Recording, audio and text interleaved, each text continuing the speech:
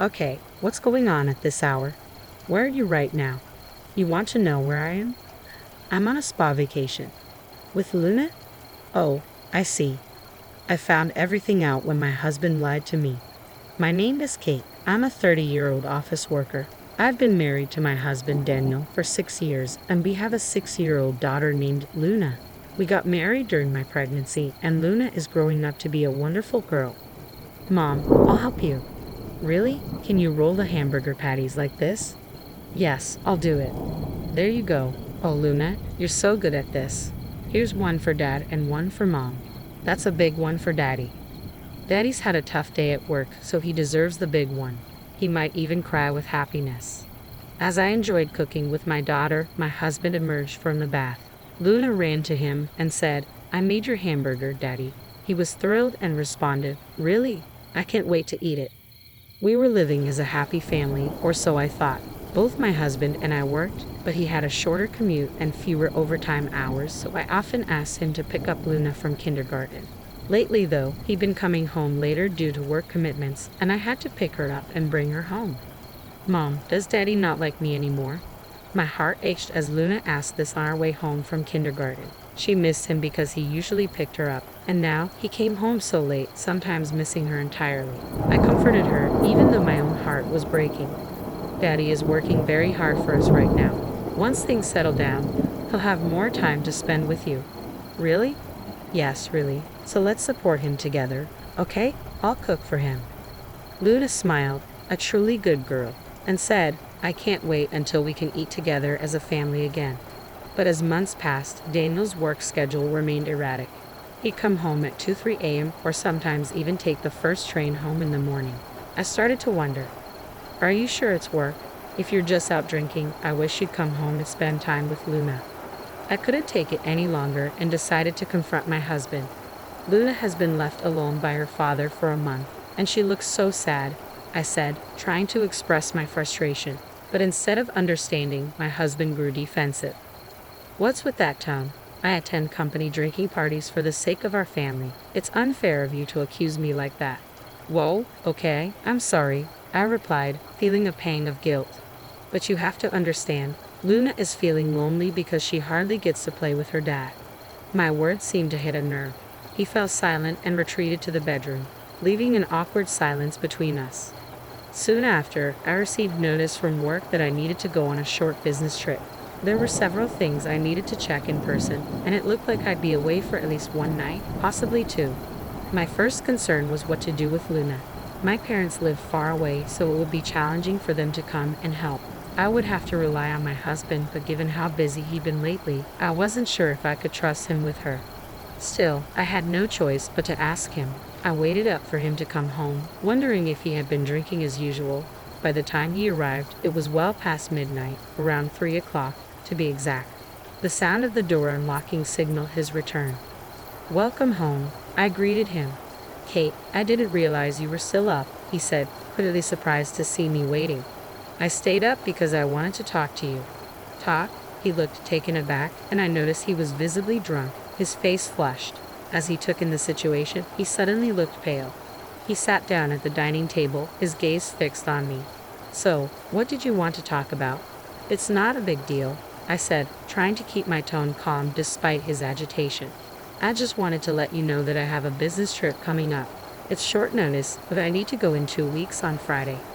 I would need to stay at least one night, and if there was a lot of work, I might have to extend it to 2 nights. Can you take care of Luna while I'm away?" I asked apologetically. "I know you're busy with work." My husband looked relieved. "Oh, that's totally fine." "Really? Are you okay with that?" he asked, genuinely concerned. "Of course," I replied. "I'm busy, but I should prioritize you and Luna. Actually, how about I take a day off and take Luna on an overnight hot spring trip?" he suggested. "I haven't had much time to spend with her lately. I'm sure she'd love that." I was relieved to hear him say that. It reassured me that he cared about our family.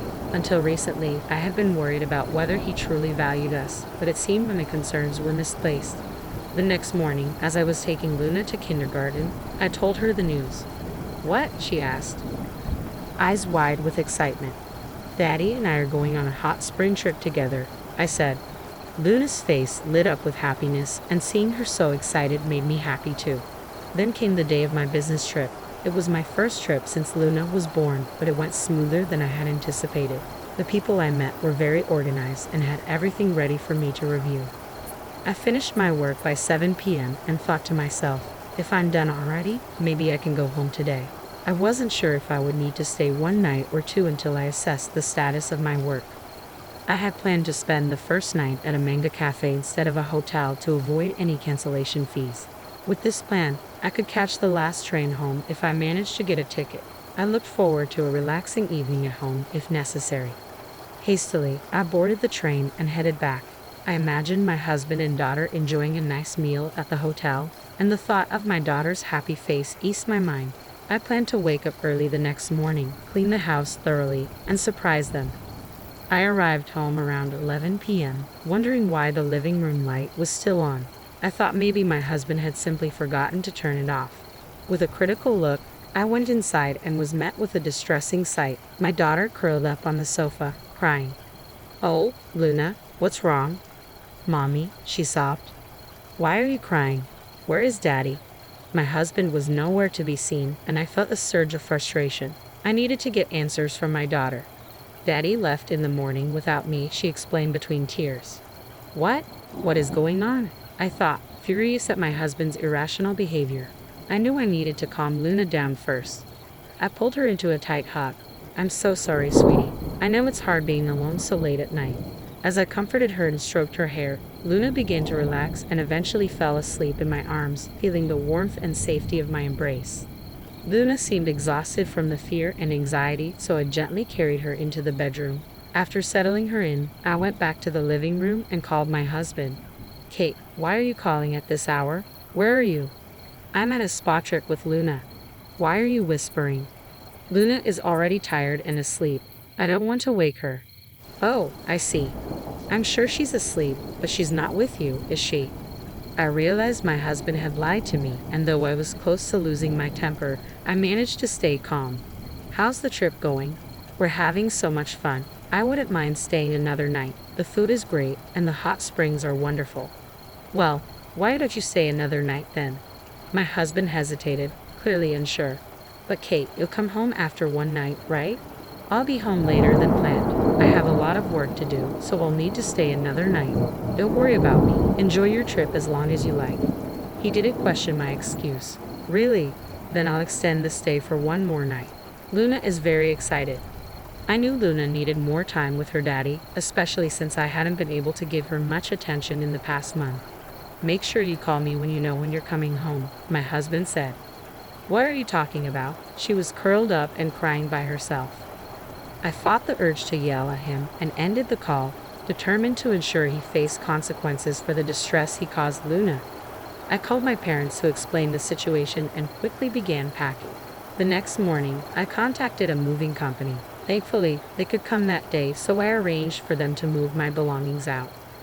Luna watched in confusion as the movers came in and began taking things away. "I need to talk to you," I said gently. "Luna, I've decided that we won't be living with Daddy anymore. I don't want you to be sad. I'm going to quit my job and move in with Grandma and Grandpa. That way I can spend more time with you." I added, "If we move to Grandma and Grandpa's house, you won't be able to see Daddy as often. What do you want to do?" I felt it was a tough question for a 6-year-old, but I wanted to understand her feelings. "Will I never see Daddy again?" she asked, her voice muffled. "If you really want to see him, I can arrange for you to visit occasionally, but he won't be living with us anymore." Even though my daughter had done nothing wrong, I wanted her to have the chance to see her father if she wished. However, given that he had gone on vacation while leaving her alone at home, I doubted he would make much time for her after the divorce. As I considered all this, Luna seemed to come to a decision. She looked me in the eyes with resolve and said, "I'm going with you, Mommy. Daddy probably doesn't care about me." I cried out, asking him why he was leaving me, but he walked away without a word. My disgust for him grew deeper. To abandon his 6-year-old daughter just to go on vacation with his mistress was unforgivable. He was a terrible man, a poor father, and a disgrace. I regretted leaving Luna with him for the business trip if it meant this would happen. "I'm so sorry for making you so sad, Luna." I said as I hugged her tightly. We began preparing for the move, determined to start fresh. As for my husband, I decided to leave him to his own consequences. With that thought, I took Luna and headed to my parents' house. A few hours later, my phone rang. It was my husband. "Hey, why is all your stuff gone? And Luna's stuff too. What's going on?" "Don't you know why?" I replied. "Of course not. Luna's crying because her stuff is gone too. Are you still trying to lie to me after everything?" My husband seemed confused. "Luna is now eating noodles that my mother made." "What?" he asked, bewildered. "We already know you left Luna alone to go on a trip with someone else. How could you leave a 6-year-old girl at home? You're not fit to be a father. If I hadn't come back when I did, you could have traumatized Luna for life." My husband was silent, realizing I was already with Luna. He had no excuses left. It was clear he didn't care about his daughter and was willing to leave her alone just to be with another woman. "I can't live with you anymore. I want a divorce," I said firmly. "Divorce? Oh no, please think about it again." "I can't. I don't want to see you anymore." As I spoke with my husband on the phone, the doorbell rang repeatedly. Oh God, who could it be at a time like this? I wondered aloud. My husband sounded irritated, but I knew who was at the door. "It looks like they've arrived," I said, hearing my father-in-law's voice rise in anger through the phone. A moment later, I heard my father-in-law shout, "What the hell are you doing?" followed by a loud thud.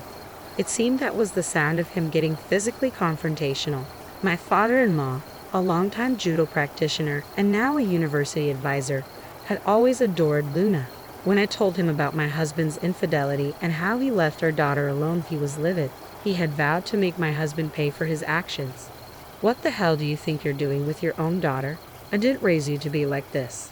My father-in-law's angry voice echoed through the phone. Living on the first floor of our apartment had its advantages. At least there wouldn't be complaints from downstairs neighbors. But since we had already moved out, it was no longer a concern. My father-in-law's intervention ensured that the divorce process went smoothly. I was awarded full custody, and my husband paid alimony and child support in one lump sum. I even managed to secure additional alimony from his mistress. My husband's attempts to remarry his mistress failed. She was only interested in a fling and didn't want marriage. Now, he faced shame at work, had been disowned by his parents, and had lost both his mistress and his daughter. As for me, I'm finding happiness at my parents' house, spending quality time with Luna. My parents are farmers, so I help them with their work, and Luna enjoys the fresh vegetables from their farm. She seems to thrive in this natural setting, and I'm committed to putting her needs first. Leaving the young child alone while chasing after an affair was inexcusable. In retrospect, perhaps I should have involved the police to hold him accountable. But seeing him lose everything he held dear brings a sense of justice. Kate, I hope you find continued happiness with your daughter. You already had the divorce papers ready? How's that? I scared you, didn't I? Because I'm ready for this at any time. So you better cool down and reflect on what you just said. With that, my husband Lance got up and went into his room. My name is Alice, a 28-year-old office worker. I married Lance a year ago after meeting him on a blind date. He pursued me, and after a year and a half of dating, we decided to tie the knot. In hindsight, it may have been too soon, but I had always vaguely envisioned getting married and starting a family by the time I was 30, so I accepted his proposal. But I quickly realized that I should have been more cautious about such life-changing decisions. The first red flag came when Lance abruptly announced he was changing jobs right after we got married. "I'm changing jobs," he said, completely out of the blue.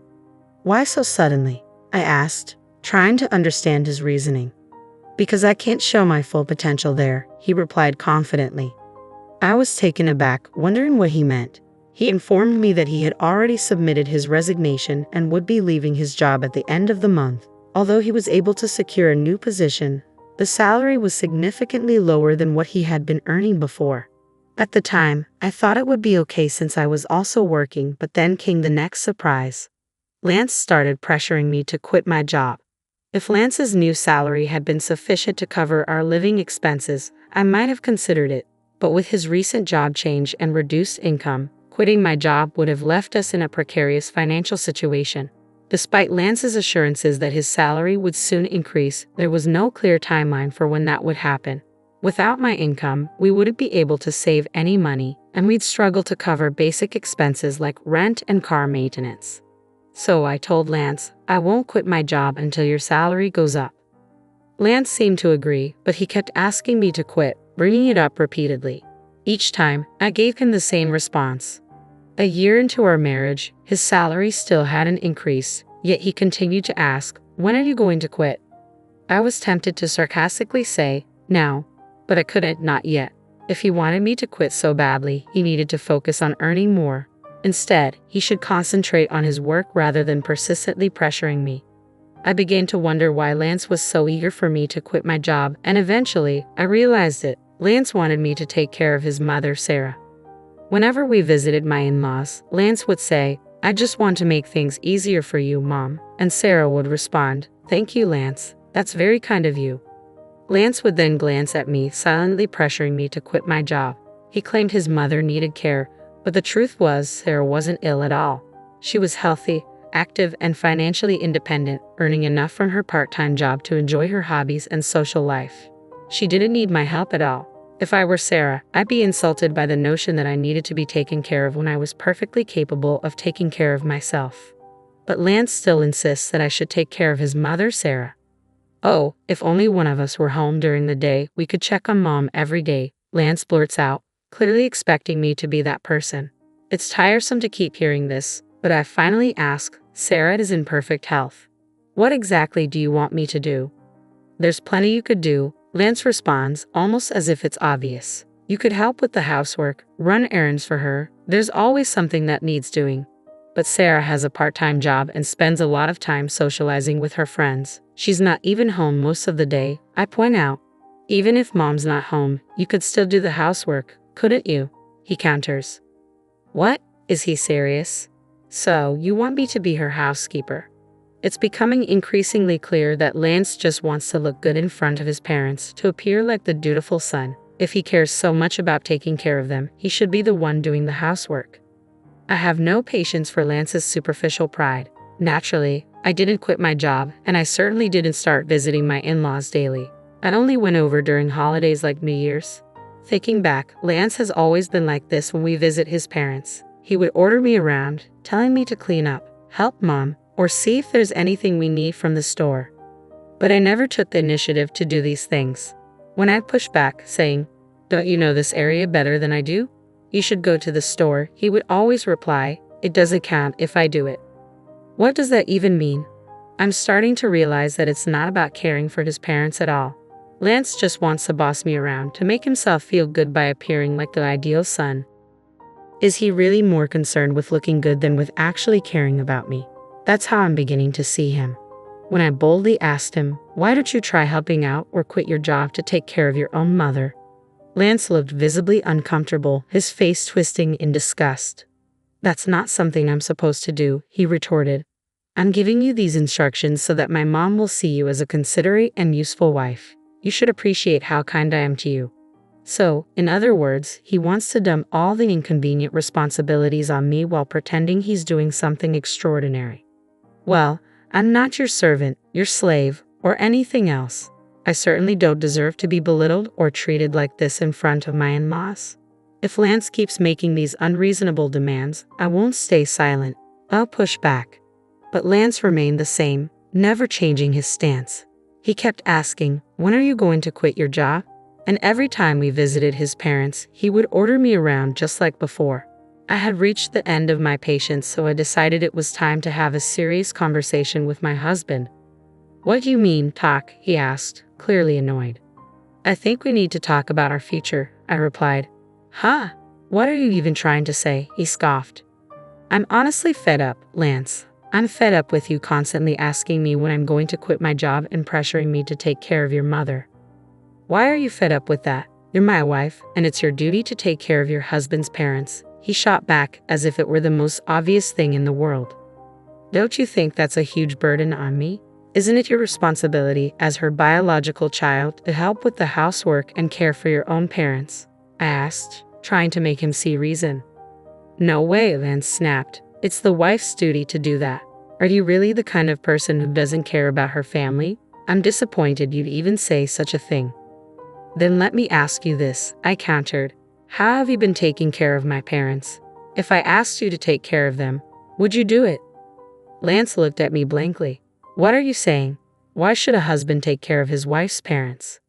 So that means you haven't been and won't take care of my parents? I asked, feeling my frustration growing. The husband's parents and the wife's parents are completely different, he replied, as if that explained everything. What difference does it make? I don't understand, I said, exasperated. I can't believe you're this clueless, Lance sneered. It's like I'm talking to my old boss or something. What are you trying to say? I pressed. I'm saying the husband's parents should always come first. The wife's parents should be your responsibility, he declared, as if it were the most natural thing in the world.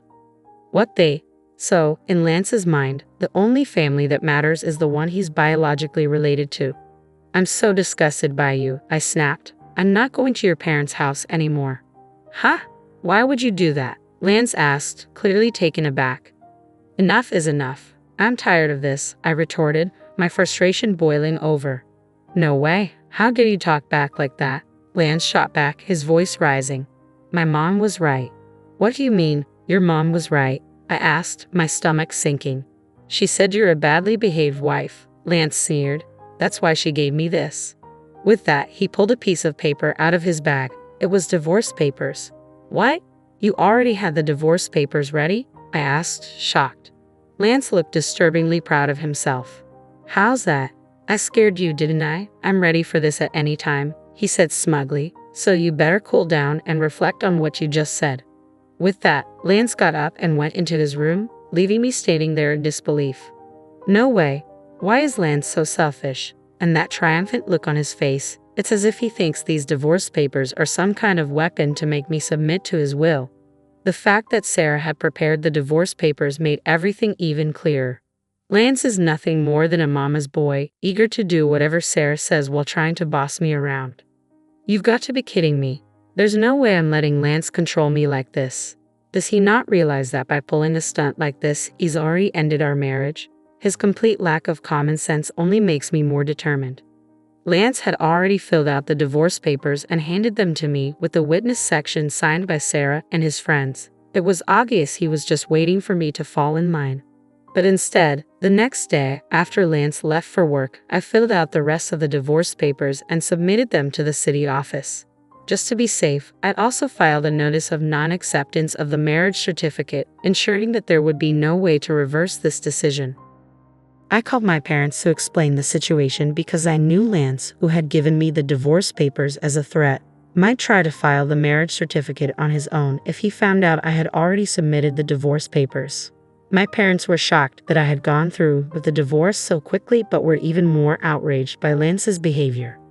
They immediately offered to help me move my belongings. I took a paid leave and had my parents come over while Lance was at work.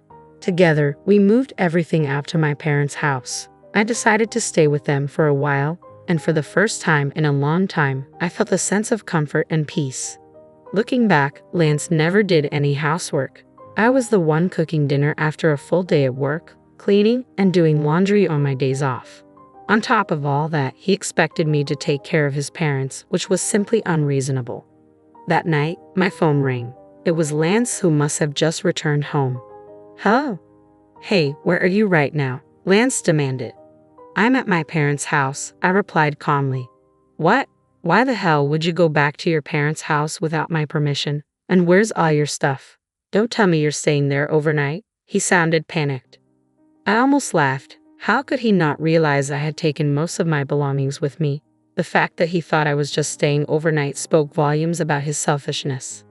I moved out, I stated firmly. I'm not coming back. Huh? What the hell are you talking about? Come back here and make me some food, Lance demanded, his voice rising in frustration. You can prepare it yourself, I said, and without waiting for a response, I hung up the phone.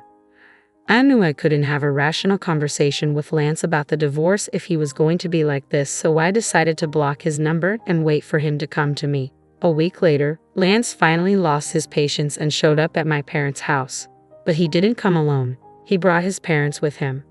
All three of them looked grim as they entered the living room. We sat facing each other, 3 against 3. How could you do this? Lance started, his voice laced with indignation. I can't believe you would leave for such a long time without my permission. That's because you were treating me like your personal housekeeper, I replied calmly. All I asked was for you to take care of my family. Lance shot back as his parents, especially Sarah, glared at me. Don't twist things to suit your convenience, I countered. You've been forcing me to handle everything you don't want to deal with. I've told you over and over, that's not what I meant.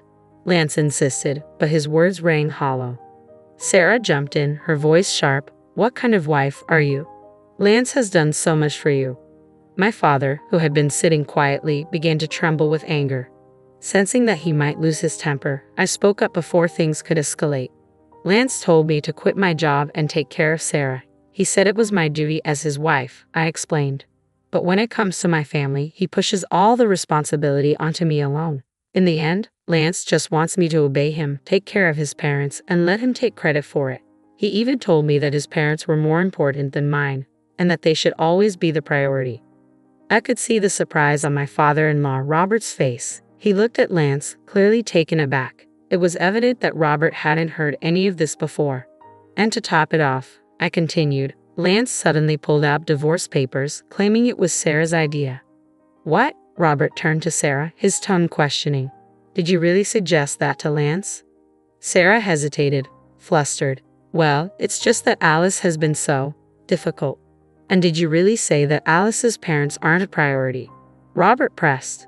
Lance stammered. Well, it's just normal for your own parents to come first, right?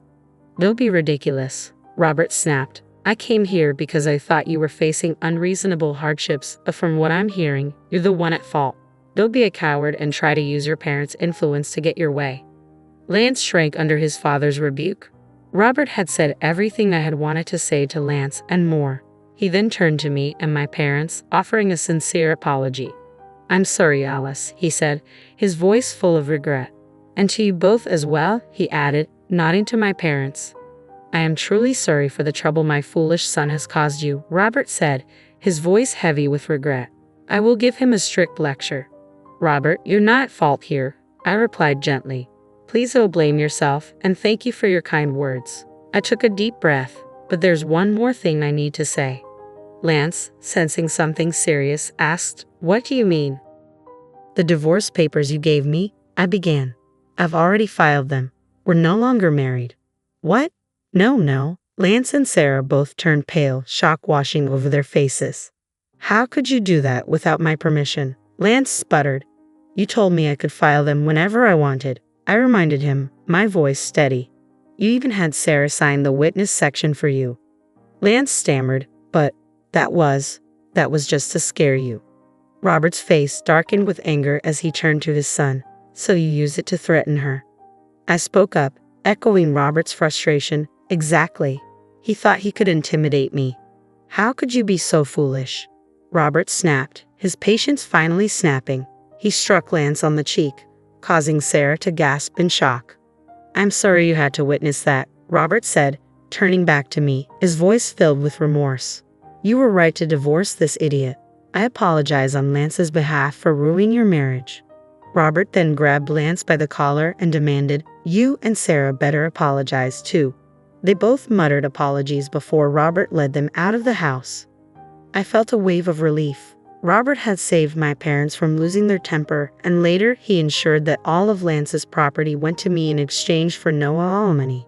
Lance didn't dare defy his father, so I ended up with all our savings and other assets from the marriage. Though I had a higher income and was the one managing the household, Robert's intervention ensured that the division was fair, and I couldn't thank him enough. I later heard that Robert was so disgusted with Sarah's involvement that he divorced her as well. Recently, I ran into a former colleague of Lance's who told me that Lance wasn't good at his job and was constantly reprimanded by his boss. Apparently, Lance had quit out of spite and switched jobs. I hadn't known about this, and it only reinforced my belief that Lance had blamed everyone else for his own shortcomings. He wasn't making much money at his new job, so I'm grateful I left him when I did. I've since rented a cozy one-bedroom apartment and have been living comfortably on my own. Work is going well, and I even got a raise recently. I'm not interested in relationships right now. I'm focused on my career and personal growth. Looking back, it was clear that Lance was more concerned with appearances than with actually improving himself. He could only maintain his dignity at home, but not in the real world. There are so many men like him who think divorce papers can be used as a threat, believing they hold all the power. But that's a huge mistake. I hope anyone in a similar situation finds the strength to break free, just like I did. And I hope Alice finds someone wonderful in the future. Thank you for reading until the end. Please subscribe to our channel and see you in the next video. My name is Megan, and I'm 56 years old. I'm a housewife who occasionally helps out at my daughter Anna's clothing company. My husband Ryan, 58, also manages his own business. Our daughter Anna, 25, has been a daddy's girl since infancy, heavily influenced by her father to start and run her own clothing company with a friend from university. Ryan and Anna share such a close bond that their conversations about work can go on for hours, leaving me on the sidelines. Anna married Stephen, 3 years older, 2 years ago. Despite my reservations when they rushed into marriage after dating for a year, Anna was moved by Stephen's eagerness to become part of our family. Anna values her family deeply, and Stephen's commitment to being a part of our lives touched her profoundly, making her happy to marry him. Witnessing her joy, we happily gave them our blessing, but soon realized our mistake.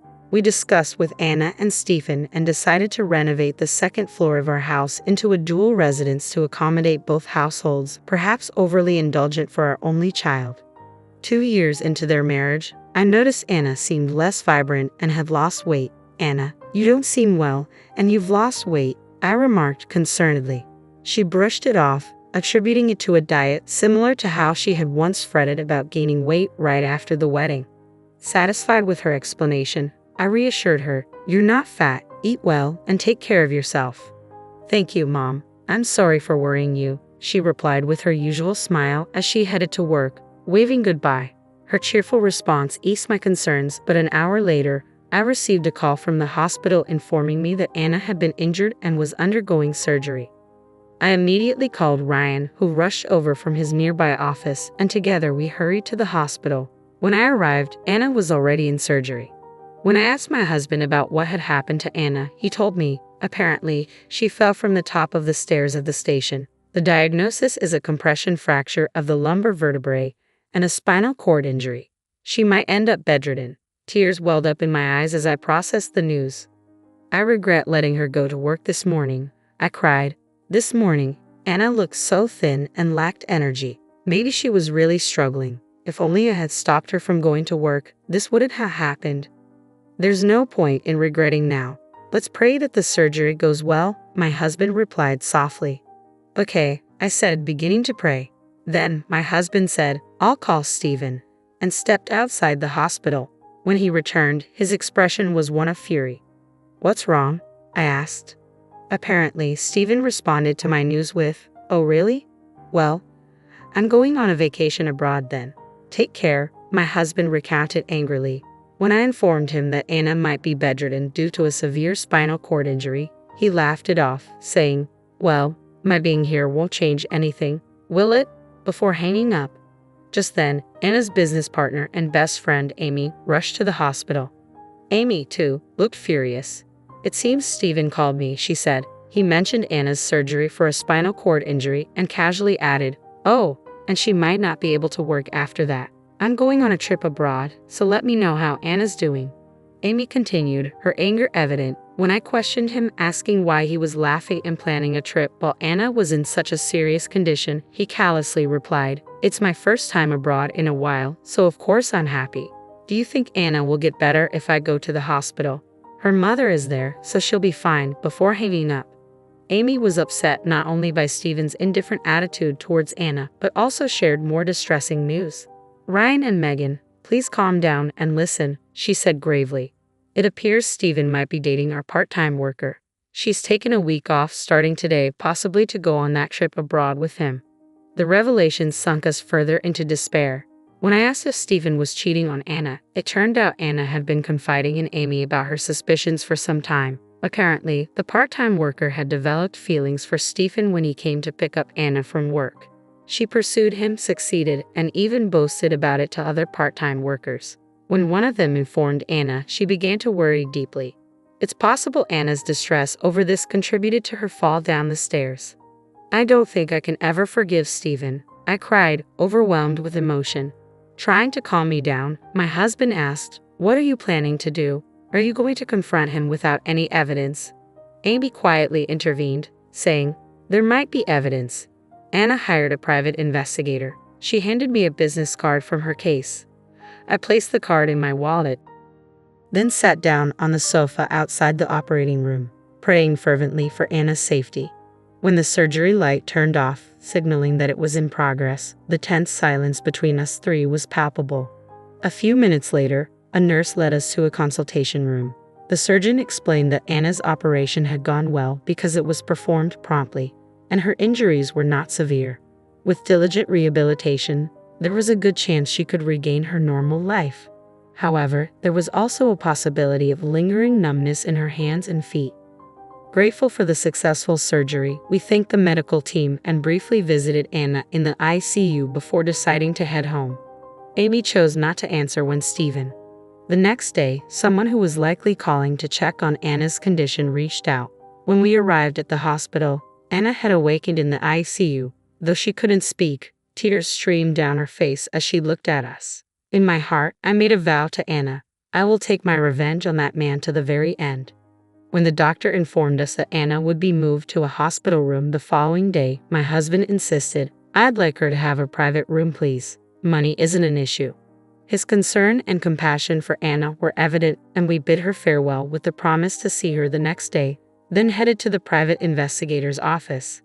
Amy was already there, having just received the results. "Stephen is not just guilty, he's absolutely guilty," she began, pulling out documents to explain. "And there's something even more shocking." She showed us numerous pictures of Stephen and a woman named Amelia together, arm in arm, as well as a photo of them entering a travel agency. It turns out Amelia had told a coworker at her part-time job about going on a trip abroad with Stephen, Amy explained, showing us a photo of their flight tickets bearing both their names. "This could be crucial evidence. We'll keep this as evidence of Stephen's infidelity," the investigator confirmed, advising us to consult a lawyer, which we planned to do later. On the way home, my husband was visibly furious, driving aggressively to drop off Amy before returning. Once home, he grabbed the house deed, declaring angrily, "I don't need this house. I'll sell it. No, I'll demolish it. If this house didn't exist, I wouldn't have to live with that man. I don't need this house." When it came to our daughter, he couldn't contain his emotions. I, too, couldn't bear to live under the same roof as such a man. Reluctantly, I agreed with my husband, though it felt like a waste. Immediately, my husband called the company that had done the renovation. "I truly appreciated the effort you put into building this house," he began, expressing his regret. "However, we decided not to demolish it. I have a daughter as well, so I understand," the company representative reassured him. "Don't worry about it. Let's demolish it right away. When your son-in-law returns and finds the house gone, it will surely shock him," they suggested, and we promptly took action. My husband was driven by his determination for revenge. He skipped going to his own company, focusing instead on arranging our move, finding a new place, visiting the lawyer, and making regular visits to the hospital. Thanks to the support from many people, we successfully completed the move and the demolition of the house. All of Stephen's belongings were taken by his parents when we handed them over, along with evidence of Stephen's infidelity, how he had joyfully gone on a trip with his mistress while our daughter was in the ICU. We explained that we couldn't continue living together. Stephen's parents were deeply apologetic and pleaded with us not to let Anna and Stephen divorce. However, when my husband asked them, "Would you say the same if it were Stephen's sister in my daughter's place?" they fell silent, unable to argue. Both the news of Anna's accident and Stephen's infidelity were shocking revelations to Stephen's parents. After loading their son's belongings into their car, they bowed their heads and implored us, "Please, we beg you not to let them divorce. We'll talk to our son and ask him to change his ways." Seeing our lack of response, they seemed to give up, their shoulders dropping as they left. Later, at our new home, we visited our daughter's hospital room. Despite her frail condition, Anna had started speaking, her determination evident. I began the conversation as I showed Anna the materials from the private investigation agency. "Why did you stay silent knowing about Stephen's infidelity?" I asked her. I felt I needed to gather evidence before confronting him with divorce in mind, she replied. Stephen is the type who would dodge and run if confronted about cheating. Wouldn't you confront Stephen? She asked me. But then, I realized I wouldn't obtain any evidence. It was clear she had resolved to divorce him. If only you had asked me not to confront him, I would have endured it. It hurts to think you were worrying about this all by yourself, my husband said, his face showing signs of tears as he held Anna's hand. Then he recounted how he had demolished the house, arranged our move, met with Stephen's parents, and explained the situation before they picked up his belongings. Maybe my father-in-law is anxious thinking your company will stop doing business with them, he added. Dad, Mom, I'm sorry. Even though you renovated our home for me, I can't forgive him for choosing his mistress over me and my situation. I want to divorce him, Anna expressed firmly. All right, we'll tell the lawyer exactly that. Mom and I both support your decision to get a divorce, my husband assured her.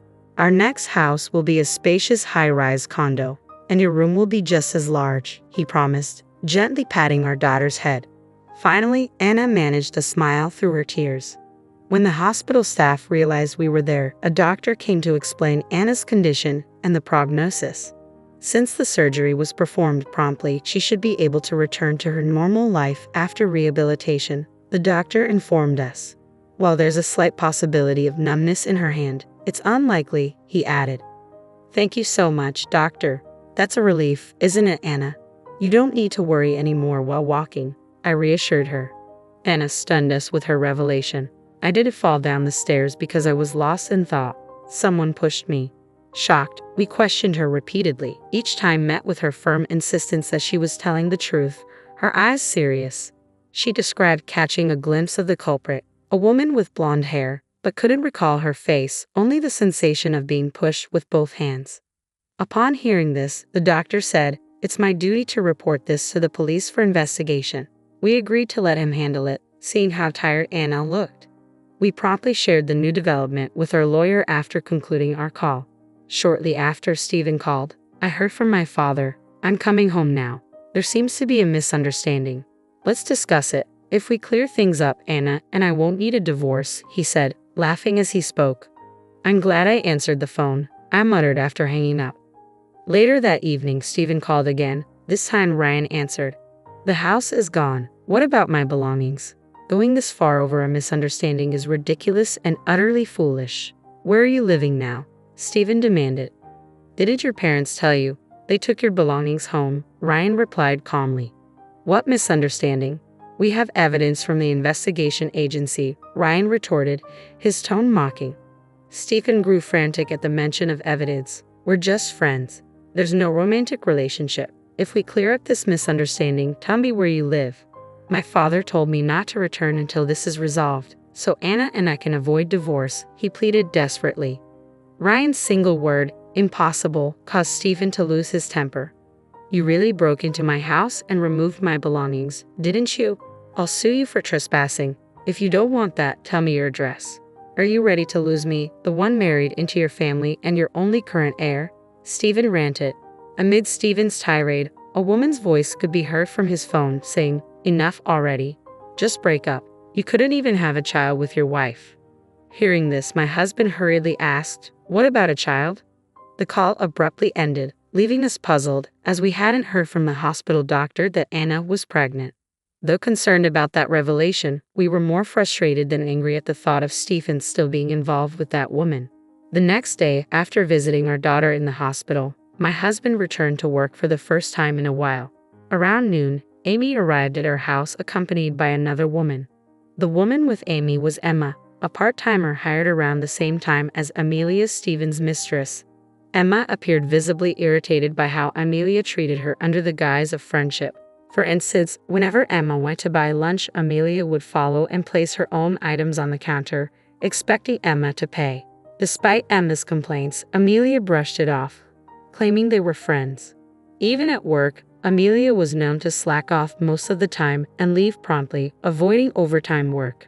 When Emma confronted her, Amelia justified her behavior by saying, "We're friends, so you should support my love life," causing further distress for Emma. Amy explained that Emma had come to consult with her about these issues and had some crucial information to share with us. When asked, Emma showed us messages on her smartphone that shocked us to the core. The screenshots revealed flirtatious conversations between Stephen and Amelia, along with incriminating photos of them together. What stunned us the most was Amelia's confession. She admitted to pushing Anna down the stairs. Her motive was chillingly clear. Stephen had allegedly told Amelia that Anna might be pregnant due to a late period. Believing that Anna's pregnancy could bring Stephen back to her, Amelia decided to act. She was pleased that her plan succeeded, leading to Anna's hospitalization and cancellation of the trip. Emma spoke with conviction. I can't forgive her for trying to steal the CEO's husband and causing such chaos for her own convenience. It's horrifying, so I consulted with our vice CEO, Amy. We were taken aback by Amelia's audacity in sending evidence of the affair to Emma, but relieved to have her confession. I voiced my concern. I haven't heard anything about Anna's miscarriage from the doctor. She's not pregnant, Emma clarified. She's been stressed, which caused her irregular periods because of Stephen. Upon hearing this, my husband and I sighed in relief. So she wasn't pregnant after all. Armed with screenshots of Amelia's confession and pictures of her and Stephen together, my husband consulted a lawyer. The lawyer advised us to file a police report. The next day, we submitted printed screenshots as evidence.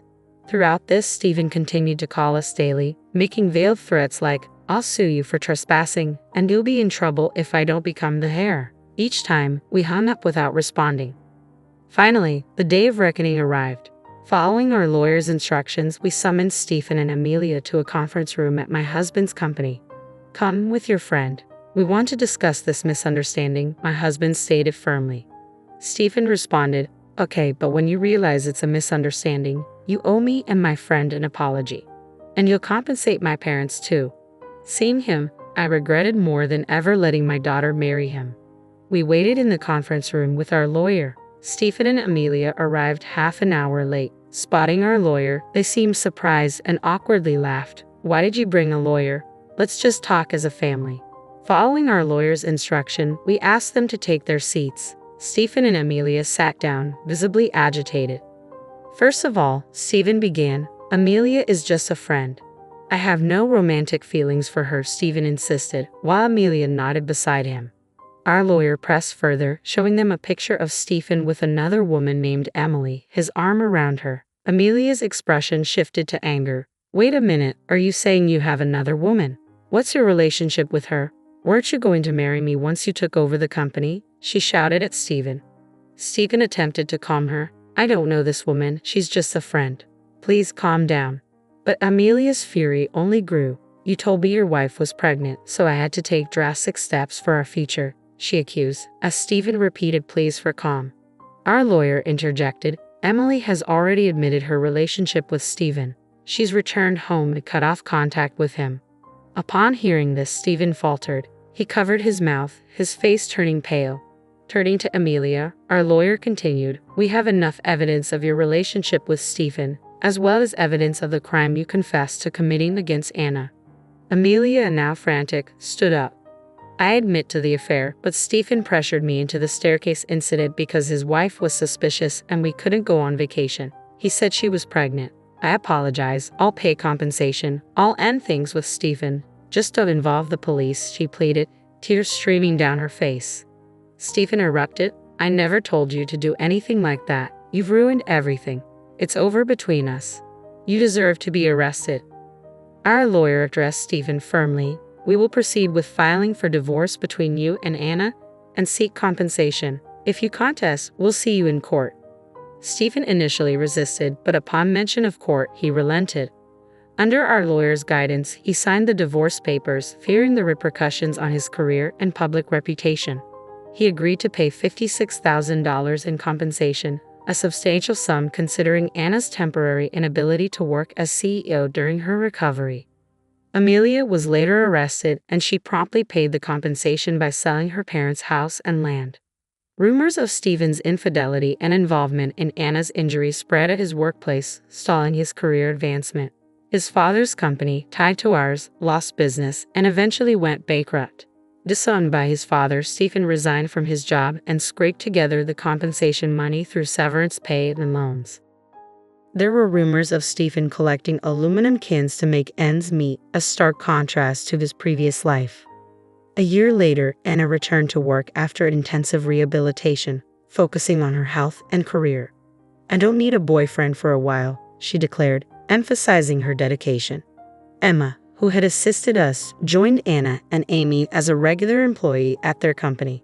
My husband continued working vigorously, driven by his motto, "Active for life," determined not to be outdone by our daughter's thriving business. In the end, the saga of revenge came at a high cost, but we remained resolved to support our daughter's company with all our efforts. I confronted my husband with the evidence from the detective agency. His face was a mask of resolve as he said, "Roy and I have been having an affair. I'm in love with her, and I've decided to be with her. You need to leave." "Is this really what you want?" I asked, struggling to keep my voice steady. "It doesn't matter what happens next," he replied, his tone unyielding. I took a deep breath and thought about my own life. My name is Amy. I'm 37 years old and work in an office. I live with my husband Ted and our 5-year-old daughter Katie. We're close and support each other through our shortcomings. For now, we're happy as a family. Ted is a fantastic cook and always prepares dinner for us. Since I often work late and put in a lot of overtime, I truly appreciate that Ted handles the housework. One day, my husband sustained an unexpected ligament injury. He decided to play basketball with friends for the first time in ages, pushing himself to make a shot despite not having exercised regularly since starting his job. Although he's 5 years younger than me at 32, his lack of fitness showed. It made no sense for him to act so recklessly, especially with a job and a child to consider. When we were dating, his impulsiveness seemed exciting and new, but now it feels like a major flaw. The injury has landed him in the hospital, requiring him to take time off work.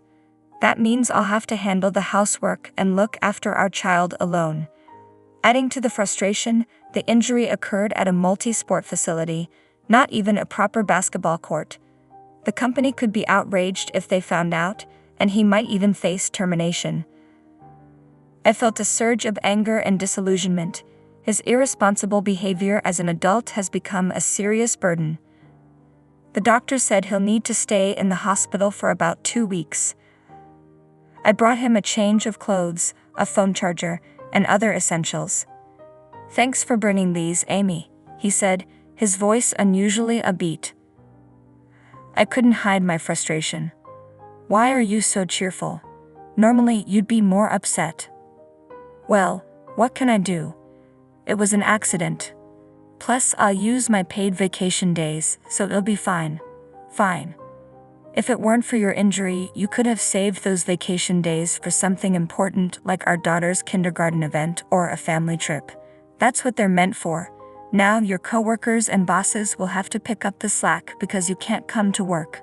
As for our daughter, I'm grateful my mom could step in and help with her. Without her, I wouldn't be able to manage my overtime, and it would create more problems at work. You need to realize the impact of your actions on everyone around you." I must have been really angry because my complaints just spilled out. My husband looked regretful and said, "I'm sorry." "Maybe I overreacted a bit," I admitted, trying to calm down. I told him get better soon, and left the hospital room. Whether my husband was there or not, my work was still incredibly busy. I planned to ask my mother to continue taking care of our daughter for a bit longer. However, when my boss and co-workers learned about my husband's hospitalization, they insisted I didn't need to work overtime. Thanks to their support, I was able to leave work on time, come home early, cook dinner, and enjoy a meal with my daughter. I didn't have to lean too much on my mother, and I was truly grateful for the kindness of my colleagues. A week later, after finishing work, I took my mother and daughter to visit my husband. As we entered his hospital room, I heard him laughing heartily along with a woman's voice. "Oh my God, Ted. Who's that?" I wondered if the woman was one of his colleagues or perhaps a junior from work. When we entered the hospital room, We found a young, slim, and quite attractive nurse there. "Oh, it's your wife and your lovely daughter," she said, giving us a polite bow before leaving the room.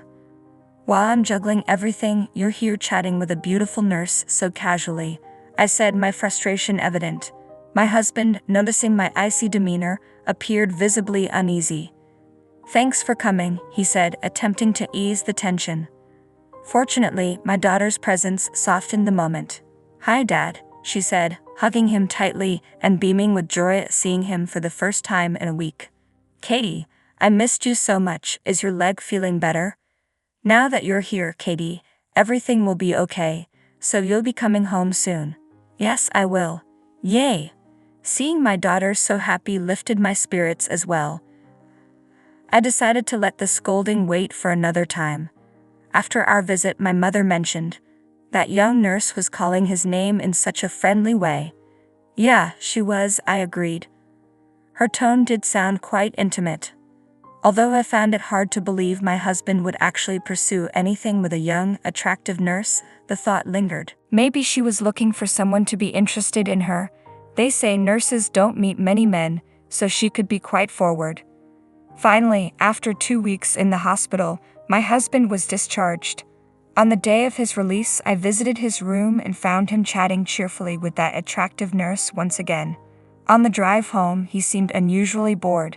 I would have expected him to be more enthusiastic about leaving the hospital. This struck me as odd, so I decided to hire a detective agency to investigate. The results came swiftly. After his discharge, he was supposed to go to the hospital for rehabilitation. However, his leg was already healed, and he was lying about needing rehab. Instead, he was visiting the nurse's house. I was stunned. How could my husband be having an affair with her? Or beautiful nurses really drawn to such situations? I confronted my husband with the evidence from the detective agency. He didn't hesitate, saying, "Yes, I'm having an affair. I'm in love with her.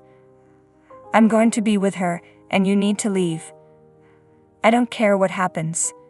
I'm in love with her." "Fine. Do whatever you want. This is absurd," I replied. I packed my things, took my daughter, and went to stay with my parents. When I told my mother what had happened, she was furious. "Knew something wasn't right," she said. "Your instincts were spot on, Mom," I acknowledged. After that, I finalized the divorce with the help of a lawyer, securing alimony and my share of the property. We had some disagreements over the division of assets, but I managed to get what I was entitled to and received the funds I deserved. With that, I felt completely free from my past and ready to start anew with my daughter. But as I began my new life, I started receiving numerous calls from an unknown number. Initially, I ignored them, but their persistence eventually got the better of me. "Hello." Finally, you answer. "Who is this?" I demanded. "Well, who are you?" "I'm Anna, Ted's new wife." "Oh, the woman he cheated with. So what do you want?" "You demanded an excessive amount in alimony and property division from my husband. I had a lawyer determine a fair amount." "Then why does he need to sell the house to pay it?" "That's because his salary isn't high enough." "How can his salary be low if he works for a foreign invested company?" "What are you talking about?" "I'm the one working for a foreign invested company, not him." "What do you mean?" "I'm sure my husband lied to you to make himself look better. I often complained to him about my job and the issues I faced, so he probably used that information to mislead you. The truth is, he's just a regular employee at a small company with a salary that's about half of mine." "That's a scam." He claimed he worked for a foreign invested company and that he owned the house outright. But the house is actually in both our names and I made the down payment, so if he wants to stay in the house after the divorce, he'll need to pay me half of its appraised value. "Oh no. He's not handsome, doesn't have money, and there's nothing appealing about him." "Well, I suppose he wasn't attractive enough for an affair. He was a good dad though. Care how good he is with kids. He cheated on me." I'm sorry to hear that, but you'd better make sure you pay your alimony. If you don't, I'll come after you. Soon after, I received a call from my ex-husband. He was upset because his affair partner had left him just before their wedding. It turned out she had dumped him. But he was the one who lied and tried to impress a beautiful nurse, so he brought this on himself. I told him that if he wanted to address his problems, he should start by earning as much as I do. Then I ended the call. Since then, I only see my ex-husband when my daughter wants to visit him. Each time he sees me, he complains about his situation. I've heard that his injury from playing basketball has caused significant issues at work. His boss is furious, and it seems he'll never get promoted. Honestly, he brought this on himself. Meanwhile, I'm back home, working diligently while my parents help me raise my daughter. Their support allows me to save for her education and take weekend trips with my family. Although I was concerned that the divorce might affect my daughter negatively, she continues to smile just as sweetly as ever. I'm committed to working hard to keep her happy. Thank you for watching. If you enjoyed the video, please subscribe to the channel. See you in the next one. Hey Judy, what's wrong? It was a cold day with Christmas carols echoing through the city. I paused to admire a tree ornament that had caught my eye. My husband, his breath visible in the chilly air, turned his head to look at me from a few steps ahead. He smiled softly, his ears flushed from the cold. I adored the way he looked at me. Nothing. Let's head home and have dinner. I've made a hot stew for this particularly cold day. Sounds great. Laughing, we held hands and strolled down the street. A familiar Christmas tune drifted into my ears. I'm Judy, I began, and what I'm about to tell you is a rather strange Christmas miracle I experienced a few years ago, and the story leading up to it. You're late. Before I could respond, I flinched at the sharp edge in my husband Dan's voice. Where have you been? I just went to the closest deli, I replied, trying to stay calm. It was mid-December, and it felt like snow was imminent. I'd been chased out of the cold without my coat a short time ago. Are you trying to fool me? I'm the breadwinner of this household. When I come home, I expect dinner to be ready and served. Can't you even manage that? He glared at me displeased as he looked at the dinner. No hot sauce. How can you eat chicken wings without it? Don't mess with me. His harsh scolding made me rush out of the apartment with just my wallet and return with the hot sauce. As I gasped for breath, he grew even more irritated. Delhi, are you crazy? Isn't it cheaper to buy at a supermarket? He pointed at the hot sauce, rolling his eyes. You have no sense of budgeting. I couldn't help but retort, of course, I buy groceries at the supermarket, but it's far away. I told you earlier, it slipped my mind today. Anyway, you get upset if the food gets cold. That's why I went to the closest shop. I did forget to add it to my shopping list, but I was sure the chicken wings would taste fine even without it. I didn't understand why he was so angry. His frustration seemed unrelenting. Where's your apology? I did apologize earlier, didn't I? What's with your attitude? My retort only fueled his anger further. He continued to yell for another hour. Who wants such stale food now?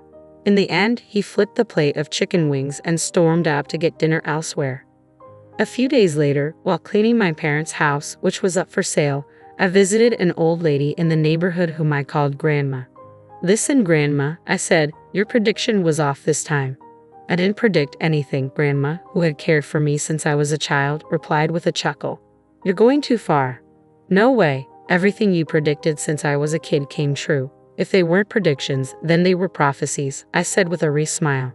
Remember when you told me not to go to the mall?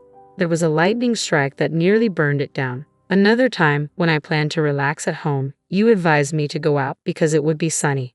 Reluctantly, I went out and found my house had been robbed. If I had stayed home, I would have had to confront the robber. I shivered at the memory. The robber was later caught with a knife, and the thought of what might have happened if I'd been home made me cringe. Despite her dismissive attitude, Grandma listened as I spoke with seriousness. I don't think I would have been prepared for my mom's illness if he hadn't told me, especially since she was my only family. My mom always said that you gave her peace of mind. You had told her that I would be blessed with something wonderful on a Christmas not far away. It brought her comfort to know that I would have a bright future before she left me. She shared this with me from her hospital bed, It was a ray of hope for her, and seeing her contented was a testament to her love for me. So when Dan proposed to me on Christmas Day, I thought it was just as you had predicted.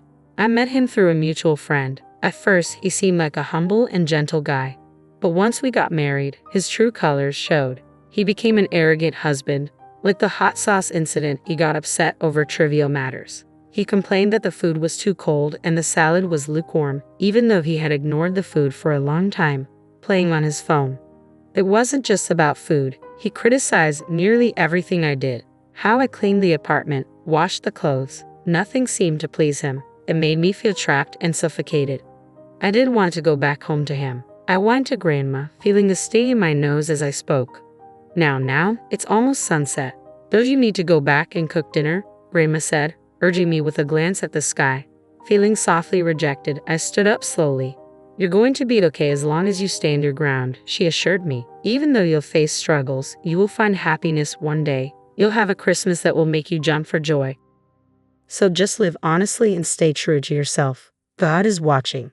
Her words softened my heavy heart. I turned around, contemplating her reassurance. Is it a prophecy? I asked. Let's see. I'm just an old woman, she replied with another ambiguous smile, leaving me puzzled. Maybe if I put in more effort, it might change. I decided it might be too early to judge her original prediction. But as I went about preparing dinner, ironing my shirt, and dealing with Dan's hostility, things only worsened. It had been less than a year since we married, and already he took it for granted to order me around. He was constantly grumpy and overbearing, never offering a kind word. One night, he stormed in, his anger palpable. Who do you think you are? He snapped. Why did you leave me waiting outside? I have to microwave my food now. God damn it, your laziness is infuriating. I sighed in frustration. I had a co-op meeting tonight. I'd even left a note on the table for you. Shut up. That's no excuse for lazy cooking, he yelled. What do you mean you didn't cut corners? I prepared the main course and sides as usual, but to him, if it wasn't freshly cooked, it was considered cutting corners. His logic was skewed and his demands were unreasonable. You should always come before anyone and anything, he insisted. I've been telling you, you're my wife and you must obey me. His incomprehensible demands left me stunned. He stood on his dignity, proclaiming, you have no family or relatives and can't live on your own. A scum like you should just shut up and worship me. If you can't, I'll divorce you. His smirk seemed to reveal that he was merely relieving his stress by making me submit. Anyway, give me a foot massage. I tried my best to restrain myself from snapping back. I knew that would only make him angrier. Besides, I had nowhere to go in the midst of the sleet at night. So reluctantly, I sat on the floor and began the massage. My life continued in this oppressive pattern until one day, while grocery shopping, I suddenly fainted from excruciating pain and had to be rushed to the hospital by ambulance. As the doctor explained my condition, I felt my mind go blank. This virus is transmitted through sexual intercourse, he said. I had your husband tested as well. Both of you are infected. You didn't realize it because there were no symptoms. He continued, unfortunately, you'll need surgery, and I'm very sorry to say this, but the chance of conceiving in the future seems extremely unlikely. Dan quickly followed the doctor, and I was left grappling with the devastating news. I couldn't have a baby. As I repeated the doctor's words to myself, my mind was slowly overtaken by darkness. Desperate for more information, I tried to follow the doctor and Dan with my unsteady legs. Wait, doctor, Dan, I called out, but I froze when I overheard their conversation. So, everyone out there needs to get tested? Dan asked. Exactly. They must be treated all at once, otherwise, it's pointless because it keeps coming back, the doctor replied. Would they know what the test is for? Of course, Dan said persistently. I listened in despair as the conversation unfolded. It turned out Dan had been seeing at least 3 girlfriends and was still involved with one of them. I looked at a picture of my mom in the empty room, whispering to it, I needed help, you know. Even though he's not a good husband now, he might change once we have a baby. I held on to Grandma's words like a charm. I would struggle, but eventually I would find happiness. I clung to the hope that things would get better. I had been wrong. Dan seemed to care only about his own health. He was meticulous about his condition and visited the hospital regularly, but he showed no concern for me. Having lost my parents, I yearned deeply for a family of my own, a husband, children, and a home filled with love. Tears streamed down my face as I clutched a picture of my mom in my hands. "Mom," I sobbed, my voice breaking as I tried to stifle my cries. Suddenly, Dan burst into the room, his anger palpable. "What are you doing wasting your time? You haven't even prepared dinner," he snapped. He threw the divorce papers down onto my head as I sat there, stunned. "Here are the divorce papers. This is your punishment for neglecting your duties and disobeying me." His voice was harsh and his demeanor was deranged. "You're so irritatingly depressing. I'm ready to divorce you at any time. It's no problem for me, but you're the one who will be in trouble. Instead of slacking off to your duty if you don't want a divorce." "I'm not slacking off," I protested, but he was already cutting me off. "Oh, and there's one more punishment," he said with a smirk. "I'm not giving you living expenses this month. Consider this a chance for you to reflect and change your attitude. Know your place. If you disobey me, it'll be divorce." After he finished, he left the room, looking strangely refreshed. The word divorce echoed in my mind as I stared at his signature on the papers. I took a deep breath, wiping away my tears from the picture frame. "Mom, I've decided," I said quietly, resolve hardening within me. I spoke softly to the picture of my smiling mother, asking her to watch over me. Then, I kept quiet and carried on with my life. For a while, Dan continued to treat me like a servant, venting his anger on me regularly. I argued back occasionally, but mostly I endured in silence. One day, as Dan began his usual tantrum, complaining about the lukewarm salad and cold stew, I sighed inwardly and resolved to follow through with my plan. "You remember the deal, right? If I don't obey, it's divorce," I said. "Right, you remember that at least," he sneered. "If you don't want me to leave, reflect on your stupidity." He leaned back in his chair, smirking. "You're a bit weak upstairs, aren't you?" "What?" I replied, astonished. "Did you just say that?"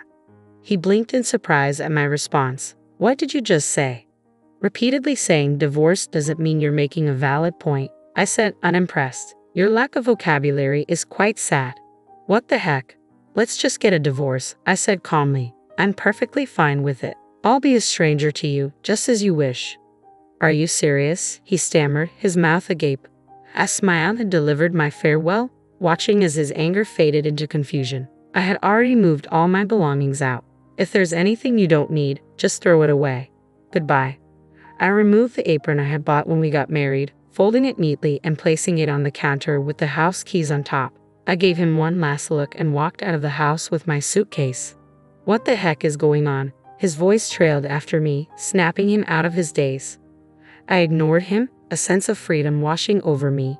Yay, I'm free, I thought, heading towards my parents' house where I planned to live again. A year had passed since the divorce was finalized, yet Dan continued to contact me. His messages were relentless, pleading for apologies and offering to take me back. I had turned off notifications and ignored his nonstop texts, which were a new experience for me, given how little communication I had during our marriage. I decided to have one last face-to-face meeting with Dan at his parents' house. "Why have you been ignoring me?" Dan asked, trying to maintain a calm demeanor in front of his parents. "I've been texting you, but you never replied." "Oh, I turned off notifications from you," I said coolly. "Why? Was it really that annoying?" "Yes, it was." Dan's face flushed with anger. "So, what do you want to talk about?" I responded with deliberate annoyance, watching as his frustration grew. "What's with the attitude in front of my parents? What are you trying to prove?" Dan's voice rose, but he quickly reined it in, glancing nervously at his parents. "I'm sorry," he muttered, a rarity for him, especially during our marriage. I stifled a smile, surprised he knew how to apologize. I kept my tone steady and moved the conversation along. "What exactly do you want to discuss with your ex-wife? You divorced me, remember?" Dan looked puzzled, his anger momentarily replaced by confusion. "Hold on, why are you acting so calm? Aren't you struggling after the divorce? How are you managing?" He spoke as if he genuinely cared, yet he had never bothered to check on me, even though he knew where I was. "If you want to get back together, I'm open to it," he said, his voice carrying a hint of hope. "Doesn't that make you happy?" "Not at all," I replied, barely containing a laugh at his misplaced confidence. "It doesn't make me happy, nor does it help me in any way. I'm doing well on my own. Your contribution of $500 a month wasn't enough to cover our needs. You're the one struggling without me. The expenses I used to cover are gone." and I'm much more comfortable being alone now. I shook my head, dismissing the idea. I don't see the point in getting back together after enjoying my newfound freedom. I feigned confusion as Dan's frustration became evident. What are you talking about? I was supposed to be a housewife, right? But why are we discussing finances? Dan shifted uncomfortably, clearly unsettled by the presence of his parents. Listen, Dan, stop acting like a child caught in the act. There's no need to put on a show for them. They know all about your secrets. Secrets? What are you talking about? Dan asked, his curiosity piqued. I signaled him to be quiet and prepared to reveal the truth. You're mistaken if you think I was just a housewife. Remember, I lived abroad because of my late father's work. I used the German. I learned to translate documents at home. The bookshelves were filled with materials and manuscripts, which I used to hide recording equipment. Wait, recording? Dan was stunned. His father presented the evidence, showing all the recordings of Dan's mistreatment. The videos laid bare his behavior, and Dan's parents were visibly distressed, apologizing to me and expressing their shame for raising him. Dan, caught off guard, looked like he might bolt, but his mother grabbed him and made him sit down again. She signaled to me, and I responded by pulling out the divorce papers. I pointed out the sections marked with red circles. You recognize these, don't you? No way, Dan stammered, clearly in shock. The red circles highlighted the witness signatures, names of people he knew well. Actually, there wasn't enough space for all the names. You've had more than 2 girlfriends, right? No more waiting, I continued. Before I could explain further, a resentful voice cut in. You never mentioned an STD. This means you brought it from somewhere else. Didn't you promise we'd get married? That's something only a bachelor would say. The argument escalated. You're not just a villain to us, but to all women. You're the #1 public enemy. You're finished. Surrounded by his former girlfriends, Dan crumbled to the floor as his parents looked on with exaggerated sighs. I had hired a private detective to investigate his girlfriends and had secretly contacted them. I also informed my ex-in-laws about everything. The result was chaos. Your game is up now, I declared. We're demanding compensation for the distress you caused. Dan worked for a company owned by a relative of his mother, so his payments were deducted from his salary to prevent him from escaping his obligations. Under strict supervision, he faced a long period of compensation payments. 6 years have passed since then. I was walking down the street on a cold day, Christmas songs playing everywhere, when a tree ornament caught my eye. My husband, his breath visible in the chill, looked back at me with a soft smile, his ears red from the cold. Our little girl, cheeks rosy, was nestled in his arms. I couldn't help but think about how Grandma's prediction came true. My current husband is surprisingly the brother of one of Dan's former girlfriends. After meeting him by chance and connecting over our shared experiences, he has been a source of comfort and joy.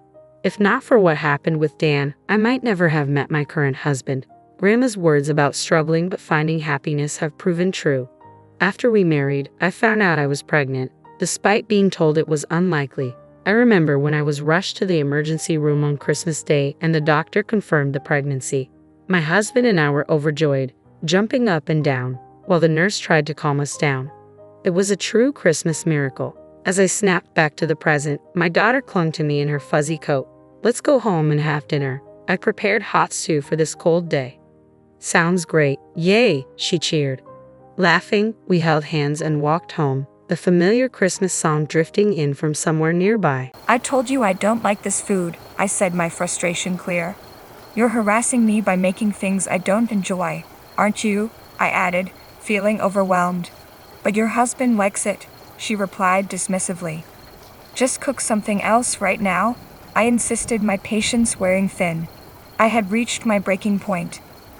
The constant yelling and screaming from my mother-in-law when she didn't like something had become unbearable.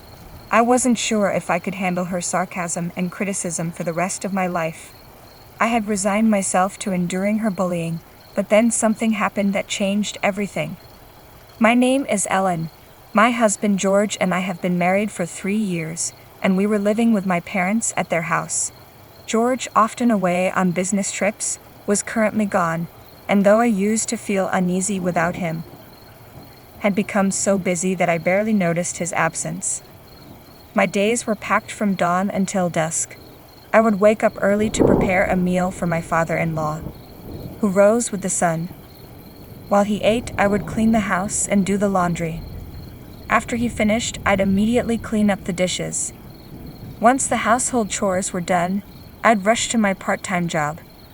When I got home at 5 p.m., I'd cook dinner again, clean the house, and do laundry one more time.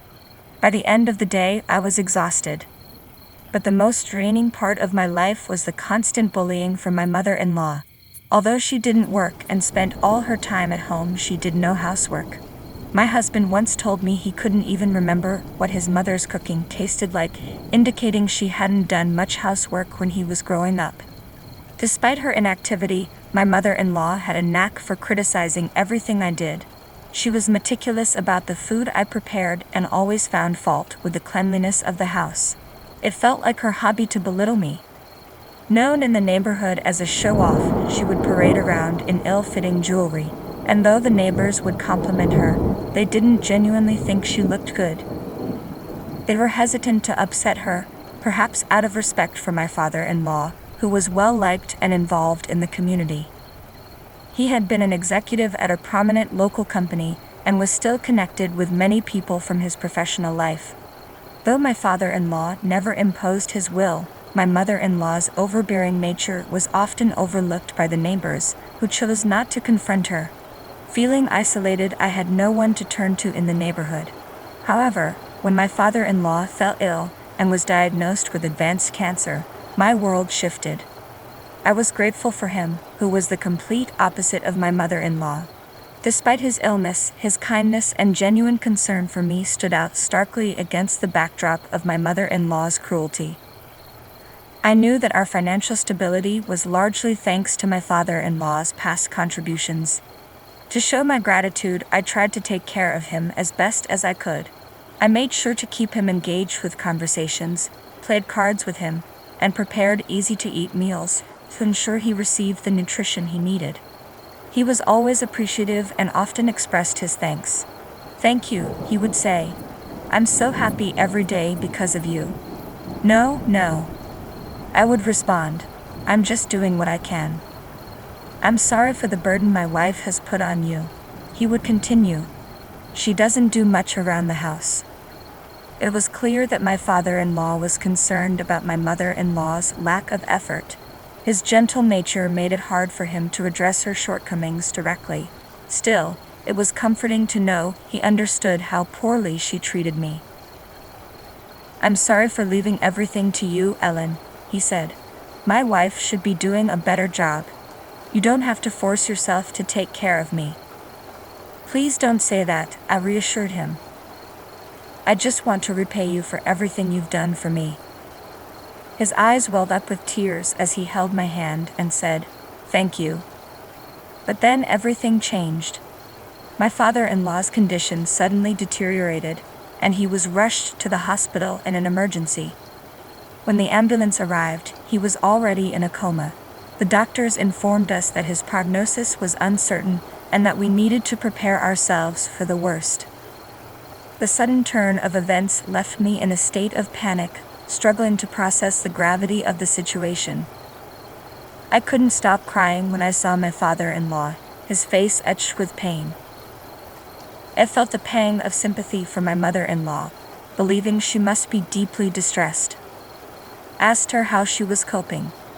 However, her response was chillingly unexpected. "I'm sure he'll never recover from this, but at least his inheritance will be enough," she said, her words cold and calculating. Her callousness enraged me.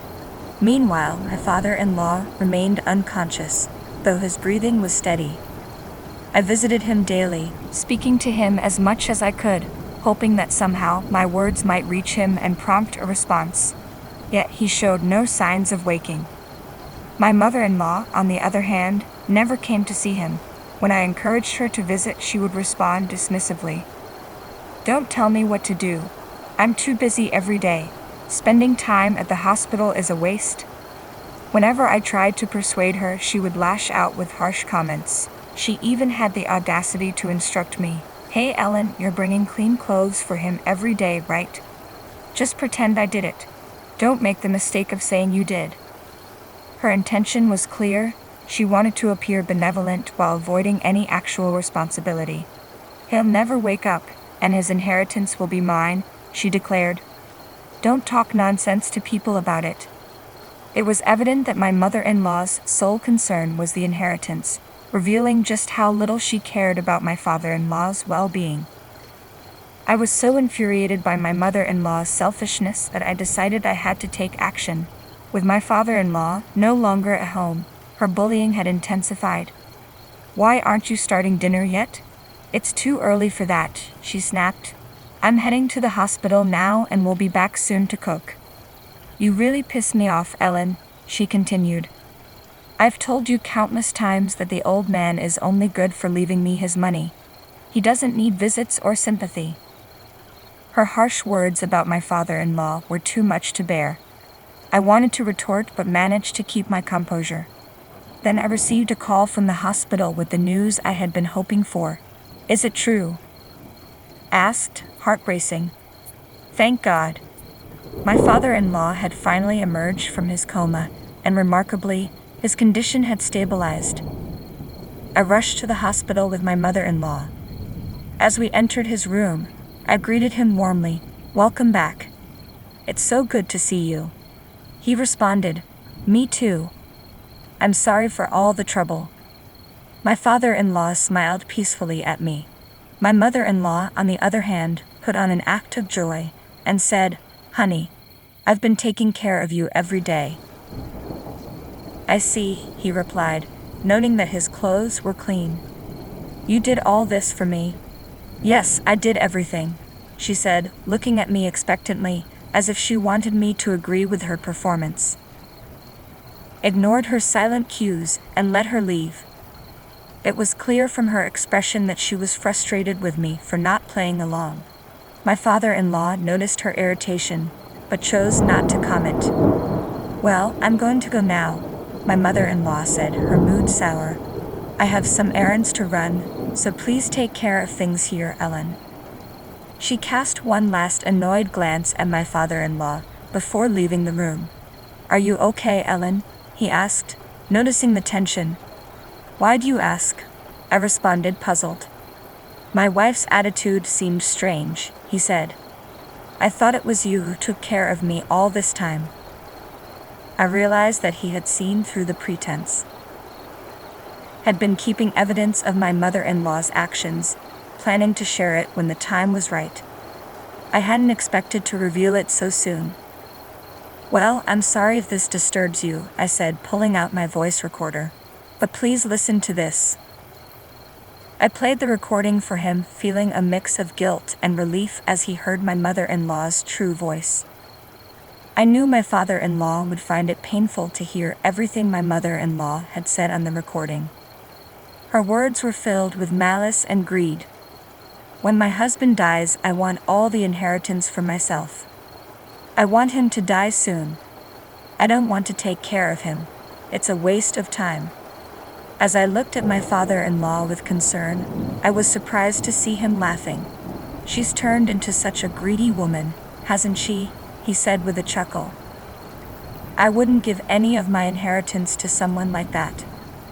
Despite his laughter, I could sense his deep anger and hurt. A few days later, my father-in-law's condition stabilized, and he was discharged from the hospital. Once home, my mother-in-law made a point of telling him how difficult it had been to care for him every day. My father-in-law listened in silence, not disputing her complaints. Shortly after, my husband returned from his business trip to visit his father. "I'm sorry I'm late," he said as he arrived, "but it's good to see you're doing okay." "Yes, I'm fine," my father-in-law replied. "Thanks to you and Ellen for looking out for me. I'm really glad you're here." My father-in-law seemed genuinely grateful for our support. From then on, my husband and I continued to care for him. Although he made some progress, his health remained fragile. I could see my father-in-law growing weaker each day. The reality of his approaching farewell was becoming clear. My husband and I made a pact to do our utmost for him until we had to say goodbye. Meanwhile, my mother-in-law remained unchanged. She continued to neglect my father-in-law's care, spending her time away from home. It seemed she believed that with my husband's return, she could relax and let us handle everything. The fact that both my father-in-law and husband were home made it harder for her to assert her dominance over me. As my father-in-law's condition deteriorated, he ate less and less. In his final moments, he managed to whisper his last words to us.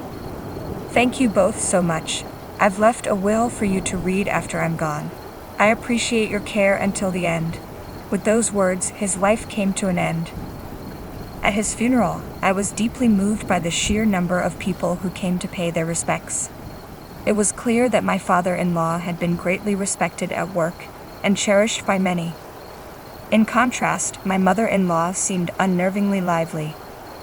She acted as though she was the one who had brought everyone together, and even boasted about taking care of him until the very end. Her lack of tears and her disingenuous display of grief were unsettling. I wanted to confront her about her behavior in front of the attendees, but I refrained from causing a scene at my father-in-law's grave. The funeral went smoothly, and I was relieved that my father-in-law could rest in peace. However, when we returned home, I noticed a drastic shift in my mother-in-law's attitude. My mother-in-law's attitude changed drastically after the funeral. She was visibly exhausted and spoke with a mix of relief and satisfaction. "I'm so tired. Funerals are always so depressing," she said. "But now that I have the inheritance, I can look forward to the rest of my life." It was clear she believed that all of my father-in-law's inheritance was rightfully hers. She seemed in high spirits, making plans for her newfound wealth. That's when my husband presented her with the will. "I'm sorry to change the mood," he said, "but Dad left this will before he passed. I haven't read it yet, but I think it has something to do with the inheritance." "Don't need to see the will. It's all mine," she replied confidently. "Let's just sit down and read it," my husband suggested, trying to calm the situation. When my husband carefully opened the will, my mother-in-law grabbed the paper roughly and began to read. Her expression shifted from confidence to shock as she read the contents. What is this?" she stammered, her face going pale. I took the will from her trembling hands and read it myself.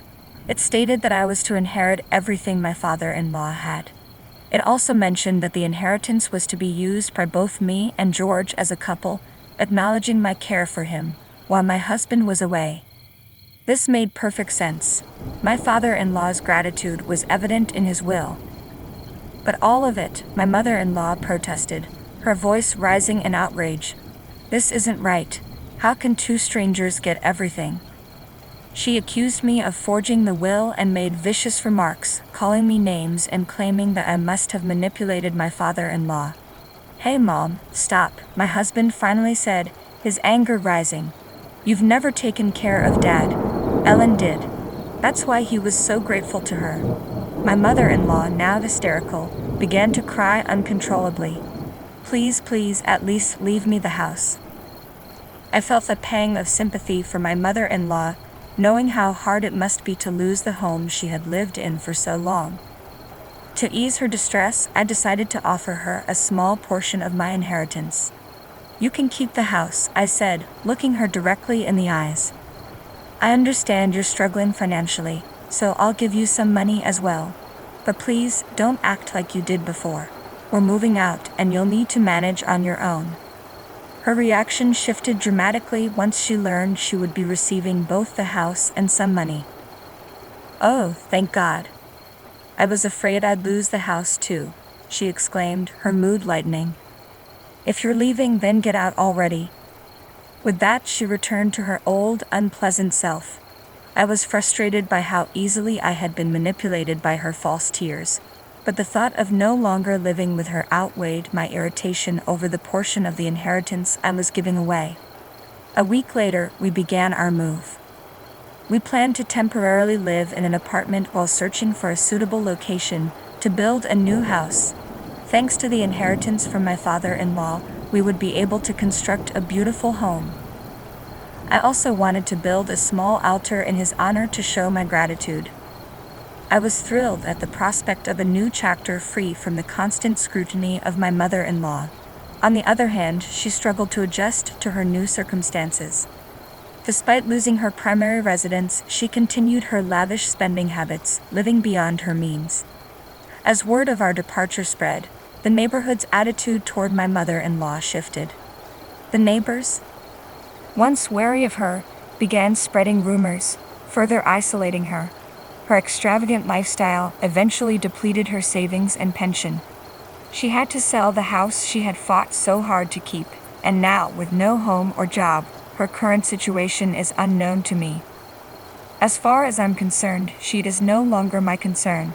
I have no interest in where she goes or what she does from now on. Grace, you even realize what you've done? What kind of person just abandons their duties as a wife and causes problems for William? You're a terrible wife, and I'm going to teach you a lesson. Mother, Grace responded calmly, I have my reasons for leaving. It doesn't matter. Her mother-in-law snapped. We're moving into a nice, new apartment. If you want to live with us, I'll let you know the address. Grace thought to herself, I'm sure she still doesn't know anything. Well, it's a good thing she's in the dark. No, thank you, Grace said firmly. My name is Grace. I'm 35 years old, and I work in an office.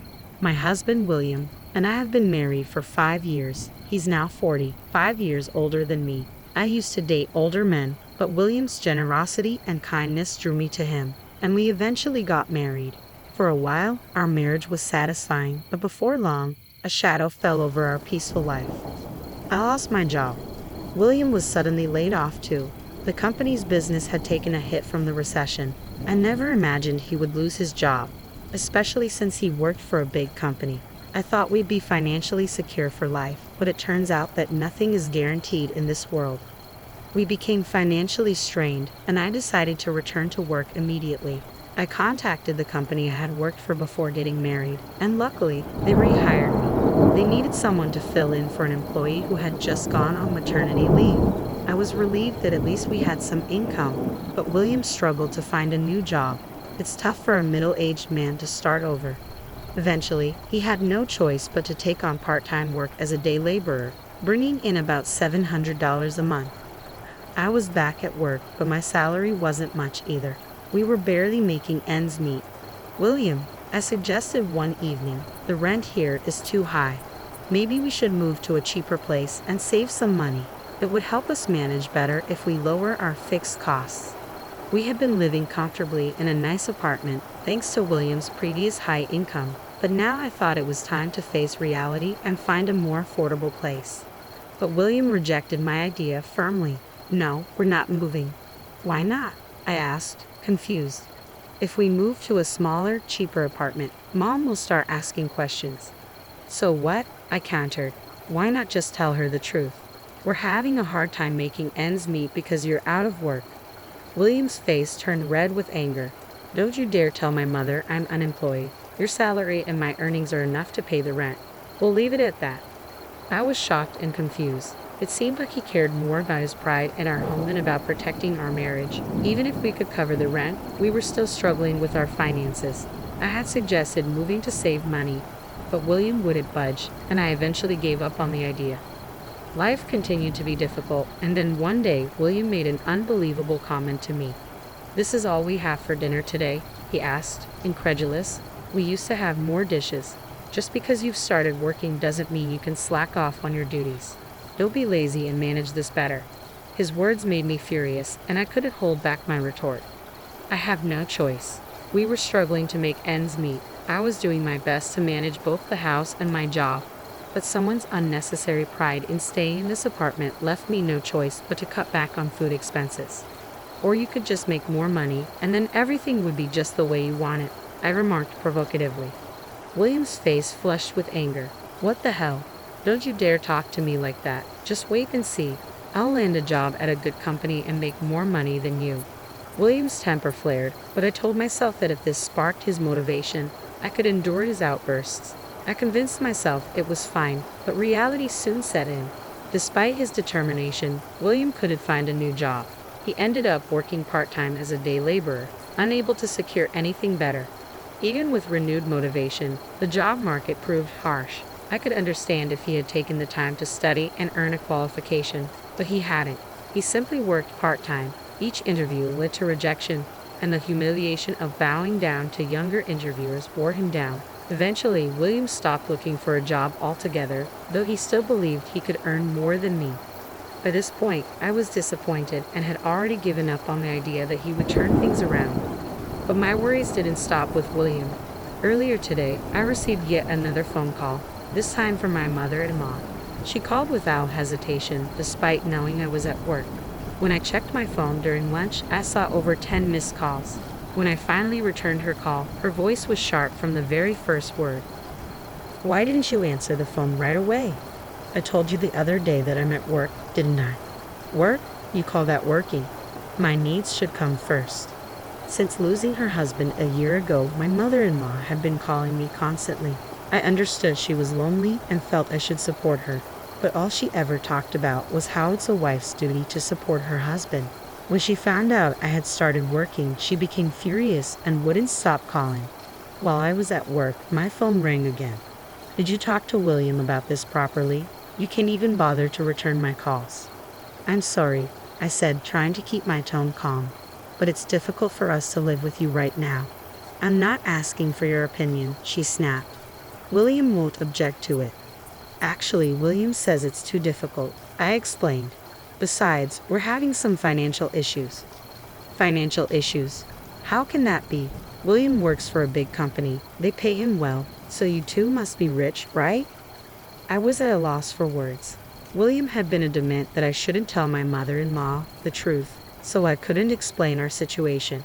She thought I was being selfish for working, convinced that I was lying about our financial struggles.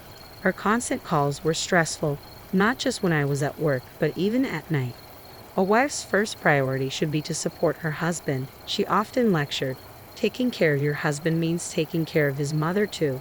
"Why haven't you visited me lately? What's wrong with you?" "I work full-time, and I'm exhausted," I explained. "William has been working part-time on weekends, so our schedules don't match. I'm sorry, but we're both so busy that it's hard to find time." "Your schedules? But William is off on weekends. You could come then, couldn't you?" My mother-in-law was clearly frustrated and kept pressing me. I felt it was time to tell her the truth about William.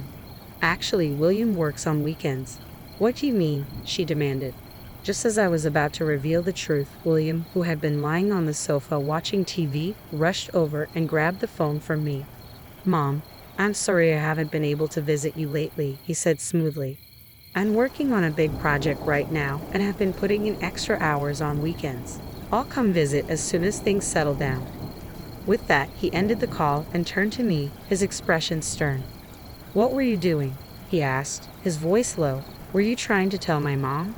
"I just think it's better to tell the truth," I replied, frustrated. "If you keep this up, she'll keep nagging me because she doesn't know what's really going on." "I'm sorry to hear that, but don't you dare tell my mom," William warned. "That's enough," I shot back. "You need to swallow your pride and tell her the truth." "Shut up. I'm the one keeping us afloat, so you should be thanking me instead of talking back," he snapped, then stormed off to his room. I was on the verge of breaking down. The financial strain, combined with the pressure from both William and his mother, had pushed me to my limits. William claimed his part-time job was too demanding for him to do any housework, but he only worked on weekends and one day during the week.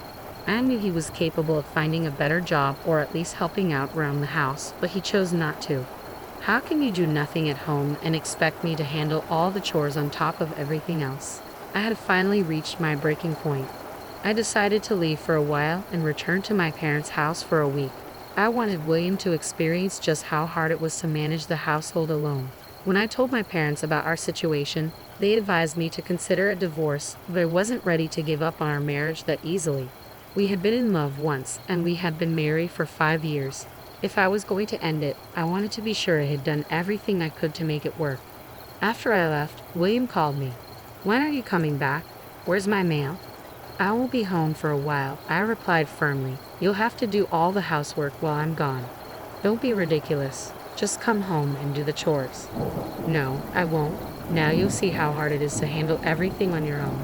You clean the house, do the laundry, cook, do it all yourself. It's important for you to understand just how much I've been doing while also working full-time." I ignored William's calls, deciding not to engage. Staying at my parents' house was a relief. For the first time in a long while, I shared the housework with my mom and dad.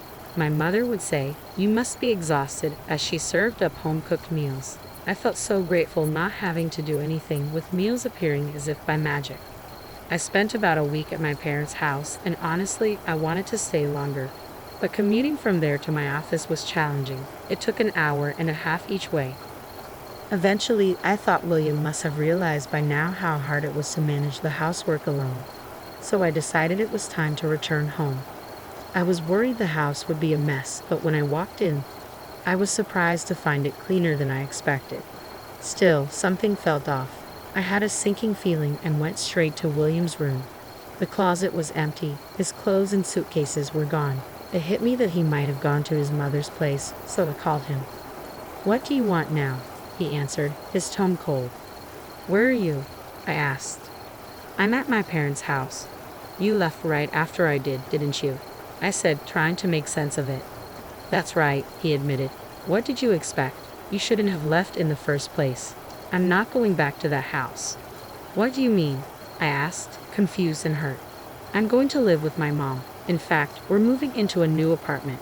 "I have no idea what you're talking about," I stammered, at a loss for words. Suddenly, the voice on the other end of the line changed. "Hey Grace," my mother-in-law's voice cut in sharply. "Do you have any idea what you've done? How dare you abandon your duties as a wife and cause trouble for William? You're such a terrible wife, and I'm going to teach you a lesson."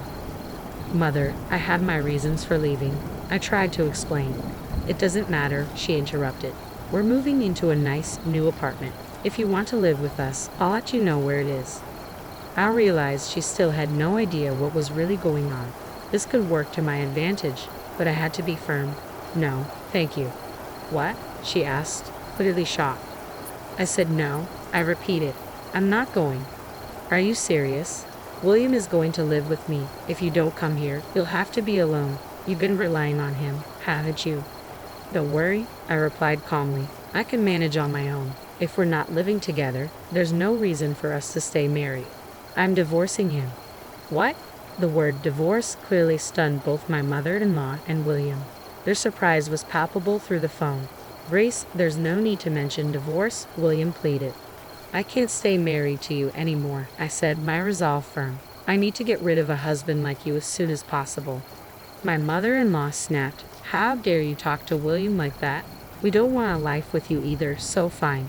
William, just get the divorce." "No," William protested, but I cut him off. "I'll have the divorce papers ready. You'll regret this, and it'll be too late for apologies." "Same to you," I shot back before the call ended abruptly. I knew they would probably show up with the divorce papers soon, but I was relieved. Things were finally going the way I wanted. William's refusal to change made my decision clear. There was no need for us to stay together any longer. I decided to pack my bags while waiting for my mother-in-law to arrive. A few hours later, she showed up alone. "Oh, William isn't here," she remarked, looking around. "He doesn't need to be," I replied. "Here you go," she said, handing me the divorce papers. I already had him fill out his section. "Now, you just need to complete yours." As I took the papers, I noticed that William's handwriting looked shaky, as if written with trembling hands. "My William is such a wonderful man," my mother-in-law continued, her voice filled with disdain. "Even with a horrible wife like you, he was reluctant to get a divorce. I'll never forgive you for causing trouble for such a great person. I hope you live a miserable life and regret this." While I filled out my part of the form, she continued her tirade. William's pride had kept him from telling his mother the truth, even at the end. What a pathetic man he was. "What happened to your house? I noticed it's empty. If you want to come back, there's no place for you," she sneered. "I won't be coming back," I responded calmly. "How much did you get for it?" "It was old, so it must have sold for cheap." "That's none of your business," I said, tired of her prying. "But since you're so curious, it was about $50,000. Not much, but enough for a comfortable retirement. William will pay for our new apartment," she bragged. "Oh, so you were surprised he got approved?" I asked, raising an eyebrow. "William is a high-class person. It's only natural," she huffed. "So, you put the money in William's account?" I pressed. "How did you know that?" "That's not important," she snapped. Stop asking questions and remember, you're just a divorced woman now. It's too late to hold on to him. Don't worry, I said, signing the papers with a flourish. I've already agreed to the divorce. My mother-in-law snorted and stormed out, clearly irritated. As she left, I felt a wave of relief wash over me. I was finally free from both her and William.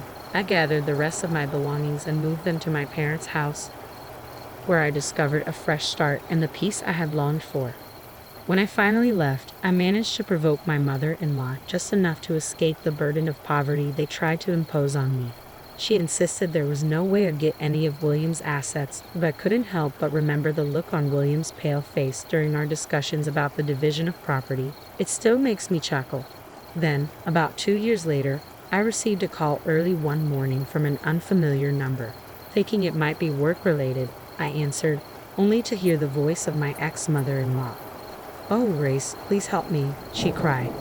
"Mother," I replied coldly, "you can't keep calling me that. We're strangers now." "Don't say that. I'm in trouble." "Oh, can't pay the rent? Savings running low?" I asked, already guessing the situation. "Yes," she admitted, her voice trembling. "William didn't tell you about our financial problems until we were broke, did he?" "Oh, I knew," I said, unimpressed. "He tried to hide it, didn't he? But every time I wanted to speak up, William told me not to. I'm sorry, Grace. I didn't know anything. I apologize. But please come back." "I don't want to," I said firmly. "William never changed, no matter how much I tried, and you always bullied me. I don't want to spend another minute with someone like you." "Please don't say that. I don't have anything to eat anymore. I'm really desperate." According to my ex-mother-in-law, William had continued to put on airs, refusing to reveal their financial struggles.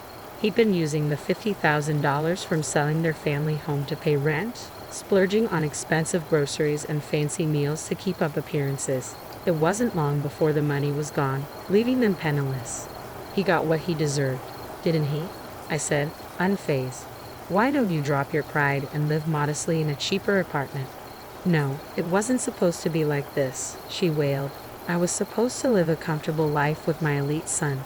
Her cries fell on deaf ears. I quietly hung up the phone and blocked her number, taking the extra step of getting a restraining order just in case. I had no interest in being their crutch anymore. They'd always leaned on someone else, whether parents or children, never learning to stand on their own. I, on the other hand, was determined to live independently. With that resolve, I got my life back on track, focusing on my own happiness and well-being. William and his mother could continue their unbalanced, delusional lives without me. I'm so glad Grace could sever ties with such toxic people. Now she's free to lead an independent life, and who knows, maybe she'll meet a wonderful man in the future. Let's wish her a happy life from now on. Thank you for watching until the end. Please subscribe to our channel if you enjoyed this story. See you in the next video. On my 40th birthday, which my husband had forgotten, I found myself at a charming French restaurant, courtesy of an invitation from my mother-in-law, Haley. As I savored each bite of my meal, Haley's thoughtful gesture brought a touch of warmth to the otherwise overlooked occasion. Unexpectedly, Caleb, who was supposed to be at work, strode into the restaurant with a woman I didn't recognize. Their demeanor left no doubt. They were a couple. A surge of irritation washed over me as Mario by Bruno Mars began to play from a distant table. In the midst of the melody, Caleb dropped to one knee, offering the woman a bouquet and a ring, uttering those timeless words, "Will you marry me?" Amidst tears of joy, she accepted, and the surrounding patrons erupted into congratulations and adoration. Exchanging glances with Haley, I forced a smile and with a knife in hand, approached Caleb to offer my congratulations. "What a wonderful proposal. I'm genuinely envious," I remarked, trying to mask my inner turmoil. Caleb, oblivious to my sarcasm, replied, "You never did anything like this for me." Those words finally caught Caleb's attention, and his face paled in realization. "My name is Kinsley," I continued, dropping the charade. "I live with my husband Caleb and my mother-in-law Haley." I reflected on the complexities of our relationships, how Haley, despite the societal stereotypes, had been a pillar of support, while Caleb's attentiveness had waned over the years. Our marriage, once filled with promise, now bore the weight of unspoken truths and neglected celebrations. As days turned into years, Caleb's absence grew more pronounced, his excuses more flimsy, Even on our anniversary, his priorities lay elsewhere, leaving Haley and me to pick up the pieces of our shattered expectations. Yet, amidst the disillusionment, Haley remained steadfast, her unwavering support a beacon of hope in the storm of Caleb's indifference. And though Caleb attempted to mask his guilt with belated gestures of affection, the underlying truth remained unchanged. On my 40th birthday, as Caleb's message flashed across my screen, I couldn't help but feel a pang of resignation, a silent acknowledgement of the distance that had grown between us, and the birthday wishes left unsaid. I got a sinking feeling from the moment I woke up that morning, and true to my instincts, it seemed he had forgotten. Really? Forgetting not just the anniversary but your wife's birthday too, Kinsley? Haley's voice was filled with genuine sympathy. I'm so sorry for my foolish son. No, Haley, you don't have to apologize. Please don't worry about it, I replied, trying to brush off the disappointment. Haley, however, had a solution. As an apology, though it might not seem like much, I had a hunch this might happen. So I booked a table for two at a French restaurant near the station. Luckily, a cancellation opened up a spot at a good time. I thought if Caleb remembered, I'd let you two go. But since he didn't, how about we go together? It's my treat today, really. Can we? French cuisine and near the station too.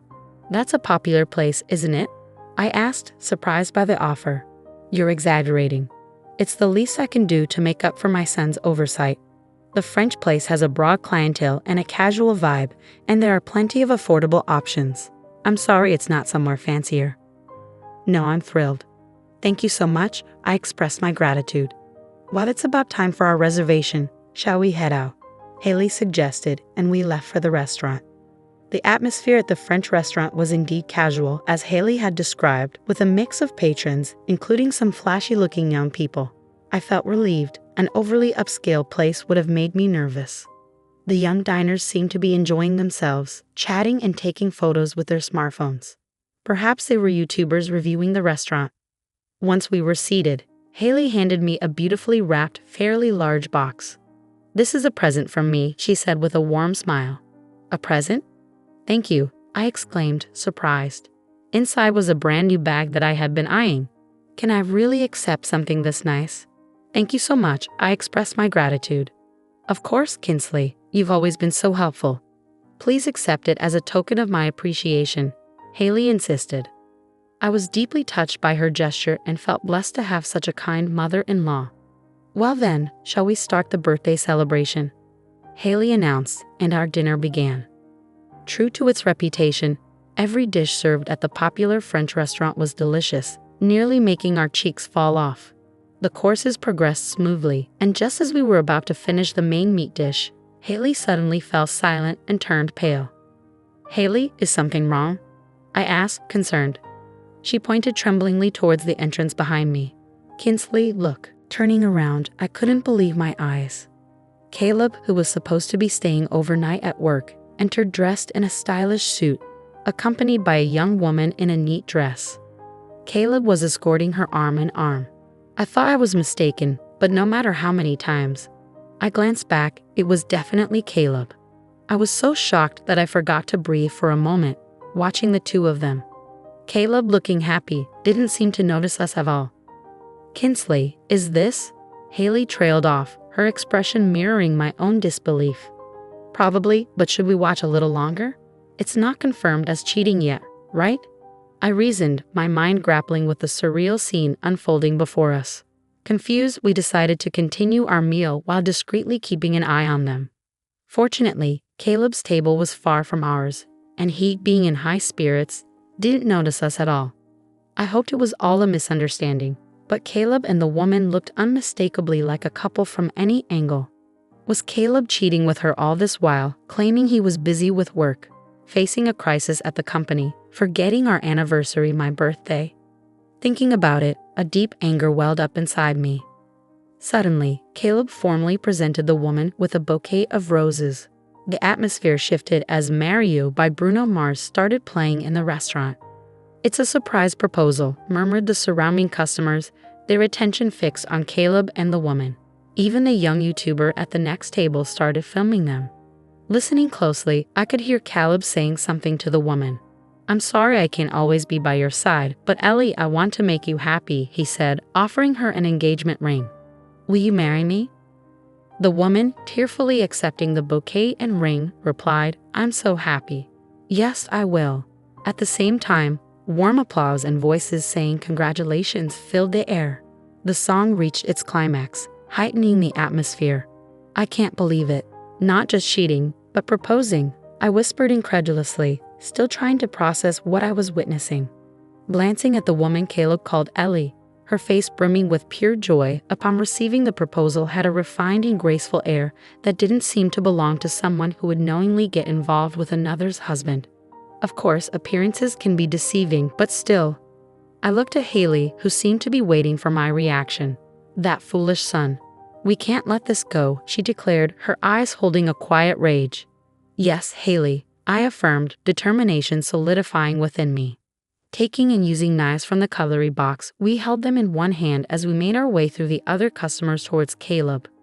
Congratulations, what a beautiful proposal. I'm so envious, I said with the biggest smile, masking the storm of emotions raging inside me. With all the composure I could muster, I thanked Caleb. Still buoyed by his obliviousness, he responded without realizing it was me. You never did anything like this for me, he remarked. Those words finally pierced his unawareness, and he turned around cautiously. Upon seeing me smiling, his complexion paled. Kinsley, why are you here? We came here at Haley's invitation, right? Caleb stammered, seeking confirmation from Haley. I turned back to Haley, maintaining my smile, and she nodded in agreement. Exactly, but I'm surprised. Who would have thought my son, who was supposed to be staying at the company because of its critical situation, who was already married to Kinsley, would be proposing to another woman? Can you explain what's going on? I questioned, my tone controlled but firm. Upon noticing the knives we were holding, Caleb's complexion turned even paler, but he managed to stammer out an excuse. It's not what it looks like. What do you mean, not what it looks like? This is, not a proposal or anything. She's a junior at work. I just wanted to thank her because she's always working hard with me. And since it's her birthday today, I was just giving her a present and celebrating. Caleb attempted to explain, his words falling flat in the tense atmosphere. His clumsy excuse only caused more speculation among the onlookers. It clearly looked like a proposal. What are you trying to hide? He's already married, really? Even the staff at the restaurant were puzzled by the situation. Thought it was a successful proposal, but then the wife shows up. Looks like we've stumbled into a real-life drama. So it's emergency live streaming time, commented the YouTuber, starting to film us. Undeterred, I pressed on, focusing on the sapphire ring on the woman's left ring finger. Interesting. A bouquet of roses and that ring, which obviously looks more expensive than the one you gave me as a birthday present for your junior, huh? Well, by the way, today is my birthday too. Did you remember that? I interjected, watching as realization dawned on Caleb's face. What have you been saying since earlier? A junior, a birthday present. But who are these people? The woman confronting Caleb clearly did not know he was married. If she had known, she wouldn't have failed to recognize me as his wife. I introduced myself to her with a smile. Nice to meet you. I'm Caleb's wife of 5 years. He's always in your care. I emphasized the word wife particularly strongly. I am Caleb's mother. I had no idea my son was in a relationship with you while already having a wife, I stated firmly. Haley introduced herself to the woman with a full smile, but the murmur around us grew louder. His wife? So he really was married, proposing to another woman while married? That's the worst. Poor wife. Take back my congratulations. What a real-life drama. Are they shooting a drama or something? More onlookers gathered around, the woman turning pale at our introduction, muttering, "No way." Then, with tears in her eyes, she glared at Caleb. These were tears of a different kind than those of joy she had shed earlier. What do you mean, Caleb? You never told me you had a wife. No, it's... Caleb stumbled over his words, attempting to explain. You're married and you proposed to me while having a wife. What does that mean? I've always trusted you. The woman's voice trembled with hurt and betrayal. It's not like that, Ellie. It's not an affair. I was serious. I intended to marry you. That's why, before getting married to Ellie, I was planning to divorce Kinsley. Caleb confessed. stopping himself mid-sentence, realizing he had dug his own grave. So you admit to the affair? The mistress was also deceived. Wow, that guy is the worst on so many levels. Criticism towards Caleb from those around us grew even larger. This is definitely a showdown. Saw something incredible. The stream is hitting an all-time high. The YouTuber was excited, as if he had caught something great on camera. You were planning to divorce me and remarry, surrounded by 3 women and the focus of everyone in the restaurant, I remarked, incredulous. Caleb was sweating profusely. Suddenly, the woman stood up. In the next moment, she swung her purse full force and smacked Caleb right across the face. The sound of the hit echoed throughout the restaurant and the previously buzzing crowd fell silent for a moment. Caleb groaned in pain, holding the spot where he was hit. At that moment, thunderous applause erupted from around, even louder than when the proposal was accepted. Way to go, serves that loser right. Wow, caught an amazing moment on camera. The woman, without looking back at Caleb, took off the ring, slammed it on the table, and ran out of the restaurant, leaving the bouquet behind as well. Caleb, having been hit with a hard purse, was still groaning in pain. Are you okay? I couldn't help but ask, to which Caleb looked at me with tears in his eyes. Then, as if driven by some thought, he stood up and without caring about the onlookers, began to apologize. Kinsley, I'm sorry. Please forgive me. What are you doing? I just lost my mind for a moment, Caleb pleaded, the weight of his actions finally dawning on him. I truly love you, he said, as if those words alone would somehow make me forgive him. Are you okay? Caleb's attempt at concern felt hollow, considering everything he had done. What does he mean by just lost my mind for a moment after he planned to divorce me and even propose to that woman? The crowd seemed to share my sentiments, mercilessly mocking Caleb's disgrace. You apologizing like that here is so cringy. This guy is pathetic, after proposing and all. What's he even saying? They really say you're the only one I love after cheating, huh? People started filming Caleb with their smartphones. When I deliberately spoke in a kind tone, Caleb lifted his face, showing a relieved expression as if he thought he was forgiven. Of course, I had no intention of forgiving such a man. Looking down at Caleb, I said in a cold voice, You were planning to divorce me, right? As you wish. I'll divorce you, and I'll be seeking alimony for adultery. I won't ask it from her. She seems to be a victim too. Caleb's expression turned from relief to utter despair. No, please, I won't do it again. Wait, today's your birthday, right? Then let's celebrate your birthday here, all 3 of us. That's fine, right? I'll make it up to you. Here, take this. In a desperate attempt, Caleb offered me the bouquet and ring that the woman had left behind. I was beyond angry. I was dumbfounded. Did he really think giving me something he intended for his affair partner would make me happy? Wow, giving your wife something meant for your affair partner. How stupid can this man be? It seemed everyone around us was taken aback. The sapphire ring Caleb was offering naturally was not my birthstone. Stop this disgrace. Prepare yourself to pay alimony to Kinsley and to that woman you were proposing to as well, Haley scolded Caleb. Why to Ellie as well? You pretended to be single and deceived that woman. In that case, she has the right to claim compensation for the violation of her chastity rights. Don't you even know that? Furthermore, I'm disowning a scum son like you, Mom declared, her voice firm and resolute. Mom, you're joking, right? You're abandoning your own son over this after deceiving 2 women. You think over this is going to cut it? Caleb's pleading tone wavered as he tried to comprehend the gravity of the situation. I'm not joking. As of today, leave the house and never show your face again. A man like you is no son of mine. Mom's words were final, leaving no room for negotiation. Caleb broke down, crying and huddled on the floor. Haley, who detested dishonesty, could truly not forgive her son's actions. There was no falsehood or hesitation in her declaration of disavowment. The drama seemed endless, and the YouTuber's broadcast was more popular than ever. The emboldened YouTuber approached Caleb with his camera, saying, Rejected by the mistress, divorced by the wife, and disowned by the parent. You've lost everything, huh? How do you feel now? Attempting to escape the broadcast, Caleb stood up and tried to flee the restaurant. Wait, don't run away. Haley grabbed Caleb by the collar, but he fell backwards onto the floor with a thud. The onlookers burst into laughter, finding the situation amusing. Caleb, at a mature age, started crying like a child while lying on the floor. It must have been the pain, humiliation, and shame reaching their limits. Haley and I were troubled. We couldn't cause any more trouble for the restaurant. Surely the restaurant staff must have been thinking, what a day this has turned out to be. Stop crying, pay the bill, and let's go home, I commanded. Haley and I lifted the sobbing Caleb, paid the bill, and repeatedly apologized to the restaurant staff and other customers for the inconvenience. A grown man crying in public like a child, leaving his mother and wife to apologize for his actions, was truly pitiful. The YouTuber was the only one who said, No, you gave us something good to watch. Thank you. On the way to the municipal office in the car, Caleb, thrown into the back seat, cried his eyes out, begging for forgiveness. But both Haley in the passenger seat and I driving ignored him the entire time. After picking up divorce papers at the office, we headed home.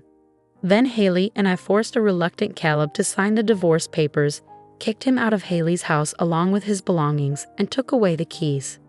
Caleb banged on the door, yelling, "At least let me stay tonight."